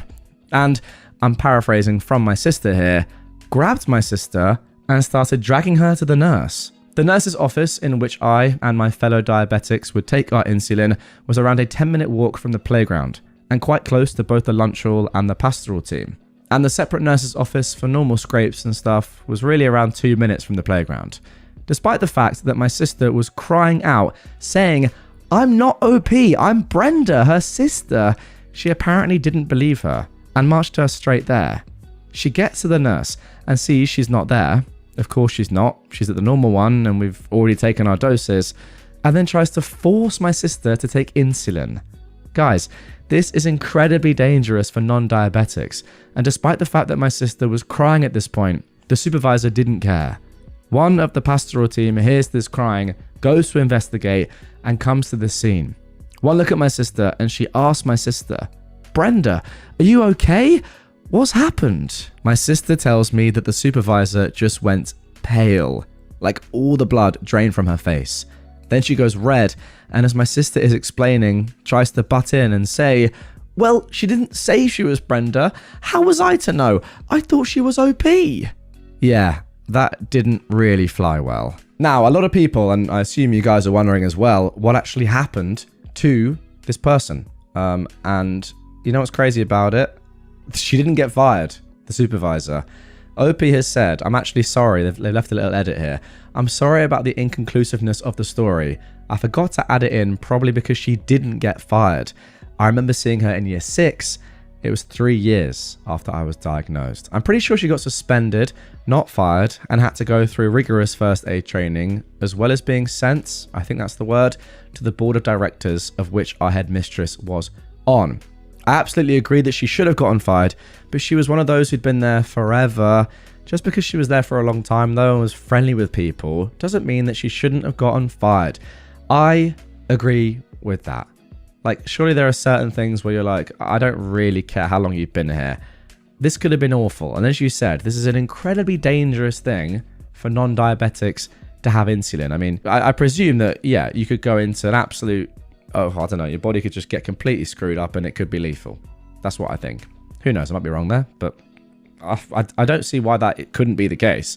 So, yeah, it could have been so badly. I'm glad that this all ended up okay, but wow, just think. If that had happened, then would have been the end for the school. Let's be realistic. And that is, I think, reason enough to have fired this supervisor. Way too rash in her decision making for me. Now for our final story of this episode. You really don't want to assume that someone is pregnant. A few years ago, I gained a significant amount of weight suddenly, and I'm still on a very healthy dose of steroids following emergency surgery to remove the tumor that caused that and a variety of other health issues. Anyone that's ever been on a high dose of steroids for a long time or had a tumor in their endocrine system will tell you it's like being possessed. You look like an inflatable balloon and have mood swings that totally change your personality. You have hair in places you shouldn't have hair, and you literally feel so tired you could die on a daily basis. It's a bad time. Do not recommend. So, I was waiting for a train on the way back from meeting a friend. We had a couple of drinks, minding my own business, out of breath and swaying slightly. Not from the drinks, I'd only had a glass of wine. A woman approached me, struck up a conversation. Nothing bad at first. She pointedly referenced that she had 2 healthy pregnancies, and I could see where she was going with this. But I wasn't about to stop her from putting her foot in it. She asked what I'd done for the evening. I said I'd had some drinks with friends, softly hinting to her to maybe quit while she was ahead. Undeterred, after some polite conversation, she slips in, "You really shouldn't be drinking pregnant, not even 1 glass." I'm usually very mildly mannered and not big on confrontation. But Barry the brain tumor had other ideas. I saw red. "Oh, my belly? No, I'm not pregnant, I have a brain tumor. They recently told me it's too late to try radiation and that I'm at risk of a heart attack until they can remove it." I left it at that. Entirely factual. The best thing is that the train went for another 15 minutes. I cheerfully let that be the longest, most silent 15 minutes of her life. There we go. What a way to end this episode. That 15 minutes would have been absolutely joyous. It's so good that this woman couldn't just walk away, but had to just sit there with you, like, I don't know, next to her, whatever, just thinking about what's just happened. It's so good. Yeah, I mean, again, like, as I say with all of these, very sorry you're in that situation. Like, obviously less than ideal, but when you do have something like this take place and you can deal with it like this, it's just pretty awesome. It tells me a lot about your character. The fact that you didn't just, I don't know, back down or get really angry just shows you're pretty awesome, and this woman is a disgrace. But there we go. That 15 minutes, as I said, must have been majestic. My sister seems to think she's entitled to my trust fund and lied to try and get it. There's a bit of backstory to this, and I'm not sure what's relevant, but I'm sure you'll tell me if I blather on too much. Mostly, I just need to rant. So, I am a 38-year-old woman, and my family is a little messed up. I essentially have/had 5 parents and 3 different groups of siblings. It's a bit much. As a child, I was living in the US with my adoptive parents, and a lot of stuff went down that wasn't great. So I moved back to the UK when I was 9. I had a lot of trauma and the beginnings of a rather serious drug problem. And so my US dad set up a trust for me before he died so that anything mental health related was paid for, and I didn't have to stress about being able to sort myself out as I got older. It's been rather handy over the last 30 years, paying for a home when I was a teenager, therapy, rehab, basically anything needed to help me not die. At some point in my teenage years, I made contact with my biological parents and their other kids, and I was welcomed, in quotes, back into the fold. Some of my full siblings had issues with this. Fair enough. It was a big change to everyone's lives. My little sister, now early 30s, apparently found it particularly hard. And so we've never gotten along, and we've been almost no contact now for a decade. This has become particularly apparent in recent weeks after she contacted the solicitors who are in control of the trust, pretending to be from a rehab facility in the US. She sent them an invoice for a 3-month stay, requesting payment to the bank account of a friend of hers in the US. The first I heard about this was a phone call from said solicitors offering their commiseration that I was due to enter the facility, wishing me luck and double checking the details. I am livid. This is tens of thousands of pounds that she's tried to steal from me. Money that she has absolutely no right to. She never met my adoptive parents. She's not owed any money from them. She's lived a perfectly normal life with both of her parents, her other siblings, holidays, uni paid for, no big dramas. And she thinks that she can just take from me because she wants to buy a house, and thinks that I should help her out because I ruined her childhood. Except she can't even just ask, she has to try and steal it. I don't understand at this point, guys, how OP could possibly have ruined their childhood. Just by coming into their lives a little bit later, how is that ruining your childhood? I mean, I suppose she was young when you came back into her life, but wouldn't you be happy to have an older sister just appear in your life as a young girl? I mean, I think you probably would be, I don't know. Anyway, let's carry on. I have no idea what to do about this, because if I go to the police, then it will create even more drama in the family that I could do without, and I feel like that's exactly what she wants. Our parents will side with her, and she knows it. I don't want to give her the satisfaction, but I'm just so mad that she chose this specific way to try and take what's not hers. It feels like such a low blow. Yeah, obviously she's getting sweet FA, but what the heck? Now that is the end of the post, but there is an update to this one, and also OP left an immediate edit to add some more information saying, because a few people have asked, my father had to bail me out of a trashy situation a couple of years ago, which included getting a flight to another country to come and get me. Obviously, I insisted he accept reimbursement for his flights, despite him not needing the money, so he would have had the details of my solicitors and the fund from that time. My sister often visits my parents, so I suspect she would have seen the information in my dad's office at some point. I've certainly never mentioned the fund to any of my siblings. I guess that's the questions in the comments of how do your siblings even know about the fund, which is a fair point. Now, the comments down below, unsurprisingly, say that the OP needs to go and do something about this, right? Because what's going on is illegal. So somebody said, you really should go to the police.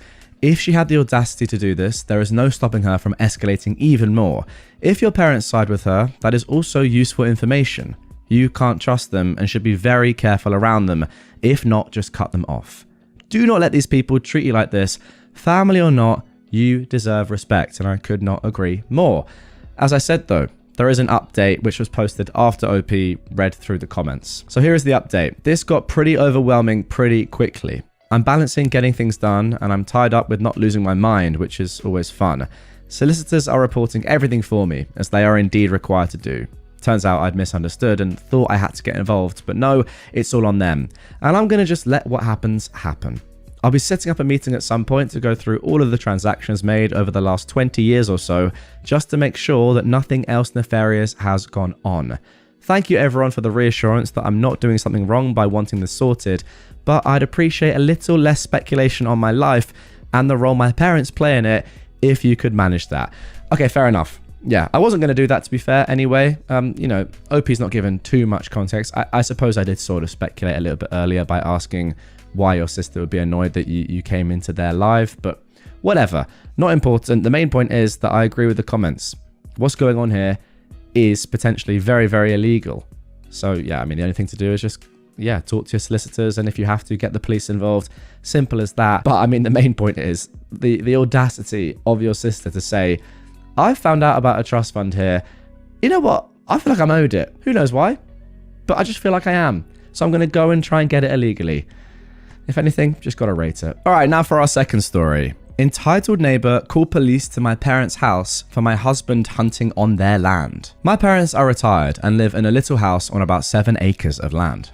It's not a big plot of land, but it's cozy and private, just outside of town, and about 6 acres are woods with a creek running through the center of the woods. It really is a very beautiful piece of land. Sorry, I've just got to stop you there. 7 acres of land is not a big plot of land.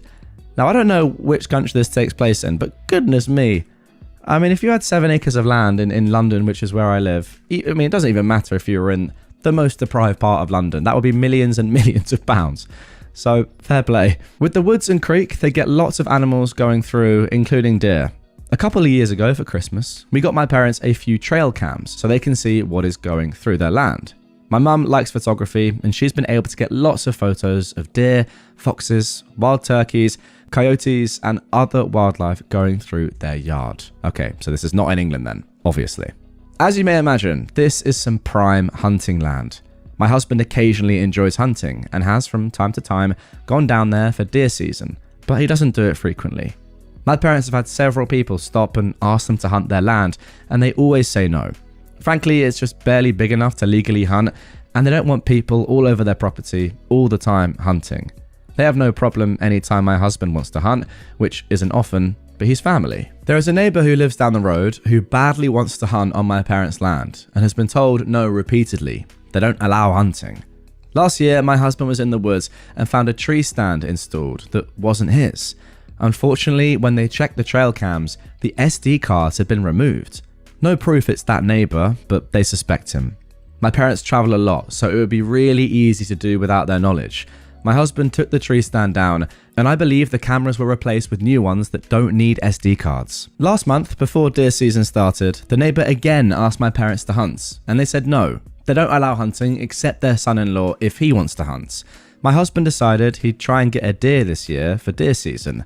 So he got a deer permit and went on the first day of deer season.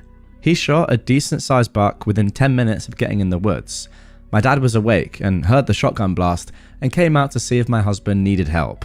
My husband got the deer field dressed, then my dad, who's the nicest guy you'd ever meet, got his tractor out of the garage and drove it to the woods, scooped up the deer in the bucket and put it in the bed of my husband's truck.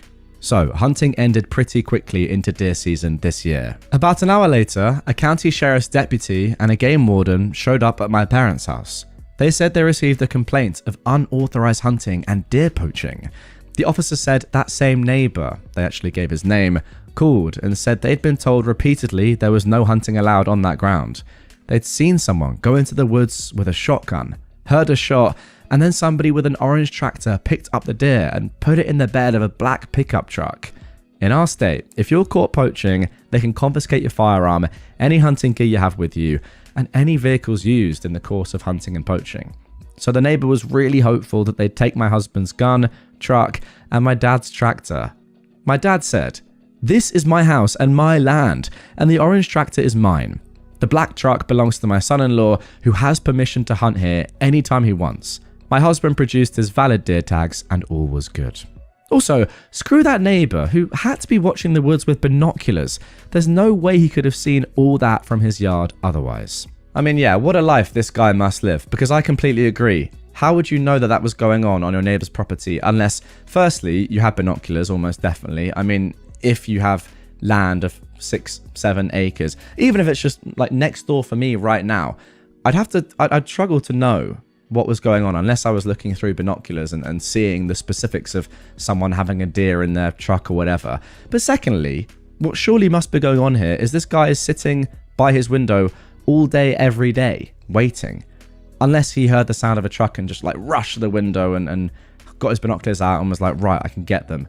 That is probably what he did, to be fair. Anyway, it just sounds like a very, very nosy neighbor. But yeah, why are people so weird about hunting is the main thing. Like, look, I'm not for hunting at all. I don't agree with it. But why are people like surely you respect someone else's choice when it's their land? And what is the problem with this person hunting? Like, why is the neighbor trying to get this person arrested? Is it just the fact that they were told no and they're like, well, okay, fine. If I can't, then no one else can? Just weird. If you want to hunt, get your own land and hunt on that. I mean, don't. If you want to, you can. Entitled Karen tried to steal my dad's inheritance. I apologize in advance for not knowing the legal terms in English. This took place in a non-English speaking country, so I've tried to explain this the best I can. Before I begin, here is some background info on the inheritance laws of my country. In my country, if you own land, you can't do whatever you want with it when your spouse dies. That is, if you have direct heirs, aka children. So let's say that you and your spouse own a large piece of land and you have 3 children together. Your spouse dies and you want to sell the property. Before you can do that though, you have to give your children their share of the inheritance from their deceased parents. It has to be a fair price, so market value. Once you've paid them out, you can then do whatever you want with the property. If you haven't or aren't capable of doing so, you can't sell. So now onto the story. My paternal grandma and her 2 sisters owned a cabin together. When this took place in 2006, the oldest sister had already passed away and her share was inherited by her children, my dad's cousins. They're not important to the story. This story is about my grandma, my dad, and my grandma's youngest sister, Karen. Karen was the baby of the family, the golden child. She was superficially charming, had married up, and was very used to getting her way. I don't think she was ever told no. Now, Karen loved the cabin and spent most weekends there. My dad's cousins were not interested in selling their share of the property, but Karen had been wanting Grandma's share for years. My grandma and dad spent very little time there, but Grandma paid her share on all repairs on the property. Another thing about my grandma was that she never dealt with money of any kind. Grandpa took care of everything related to property, taxes, etc. He died a few years before this took place, and my dad had to take on everything related to this, as Grandma was too anxious to do it. She never paid Dad his part of the inheritance from Grandpa, and Karen was well aware of this. In addition, Grandma had battled cancer for a number of years at this point. It wasn't super aggressive, and she was given medicine that allowed her to be comfortable. She wasn't going to drop dead any minute. Still, she was reduced physically and was a very anxious person in general. In the winter of 2006, Karen paid Grandma a visit. She stayed overnight, something she never did. A few days later, Dad called Grandma for a chat. Grandma mentioned that Karen had been there and that they'd reached an agreement about the cabin, that Karen had brought some papers for Grandma to sign. My dad immediately knew something was amiss. What papers? It wasn't the deed, was it? Well, yes, Grandma confirmed. She told Dad that Karen had come to see her, that she wanted to buy her share of the cabin, that she'd brought the deed already, it just needed Grandma's signature. She said that Karen had asked her for a price, and Grandma, who knew nothing about money and the actual worth of anything, suggested $3,000. I think that's roughly what it is. It's a different currency, roughly the sum in today's money. Dad was livid. Firstly, of course, that's nowhere close to the actual value of the property. And secondly, the way Karen went about it, she basically ambushed Grandma with the deed.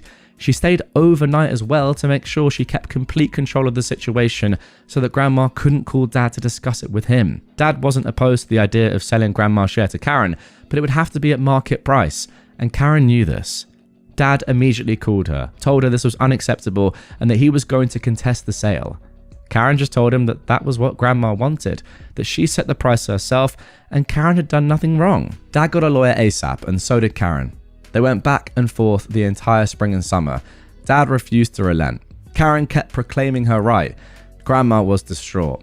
To her, a feud within the family was the worst thing that could ever happen. She begged Dad to let it go. Dad refused. This was his inheritance.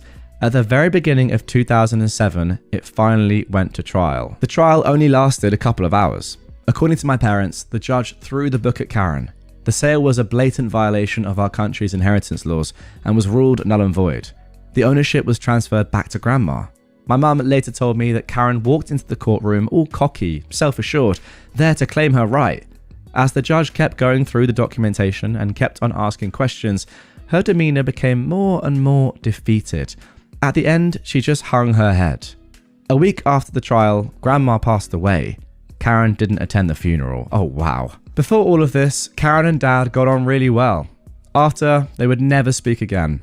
After Grandma died, Dad wanted to sell his share of the cabin, but he would never sell to Karen. Ever. That was forever off the table. He approached his cousins, explained the entire ugly situation, and proposed them to buy his share. Thankfully, they were interested and bought him out at a fair price. After her defeat in court and the death of the sister she tried to scam, Karen spent very little time at the cabin. For the first time in her life, she'd been told a firm no. This was something she'd really wanted, and for the first time it didn't go her way. Clearly it was too bitter. There's no happy ending to this story, only a message that greed and entitlement can ruin your prospects and burn family relations to the ground. Well, there we go. No doubt about it. Greedy family members are the worst. And it's something I've talked about on my channel before. I'm very fortunate in my family that people like this just do not exist. In fact, I've seen just one fight in my whole massively extended family, which covers, you know, all of England pretty much, and then a lot of Mauritius as well. And that's all I've ever seen. And it was like two people I don't even know, just at someone's party, like probably 10 to 15 years ago. Apart from that, easy dubs all around. Everyone's pretty chill, which is good. Suits me. I would hate to be in a family that had as much conflict as this. So yes, I'm grateful. But there we go. I suppose it is really a relatively common occurrence. Let me know in the comments down below. What's your family like? How many people are in it? And do they argue? I would love to know. Anyway, that is going to do it for this one. Get in the comments and seriously, do you have disagreements? Have there been disagreements within your family about money sort of stuff? As I said, it's a very common thing, so I'd expect the majority of you to say yes. But yeah, that is the end of this one. Hope you enjoyed it. Drop me a comment down below, subscribe if you're new, and I'll catch you on the next one.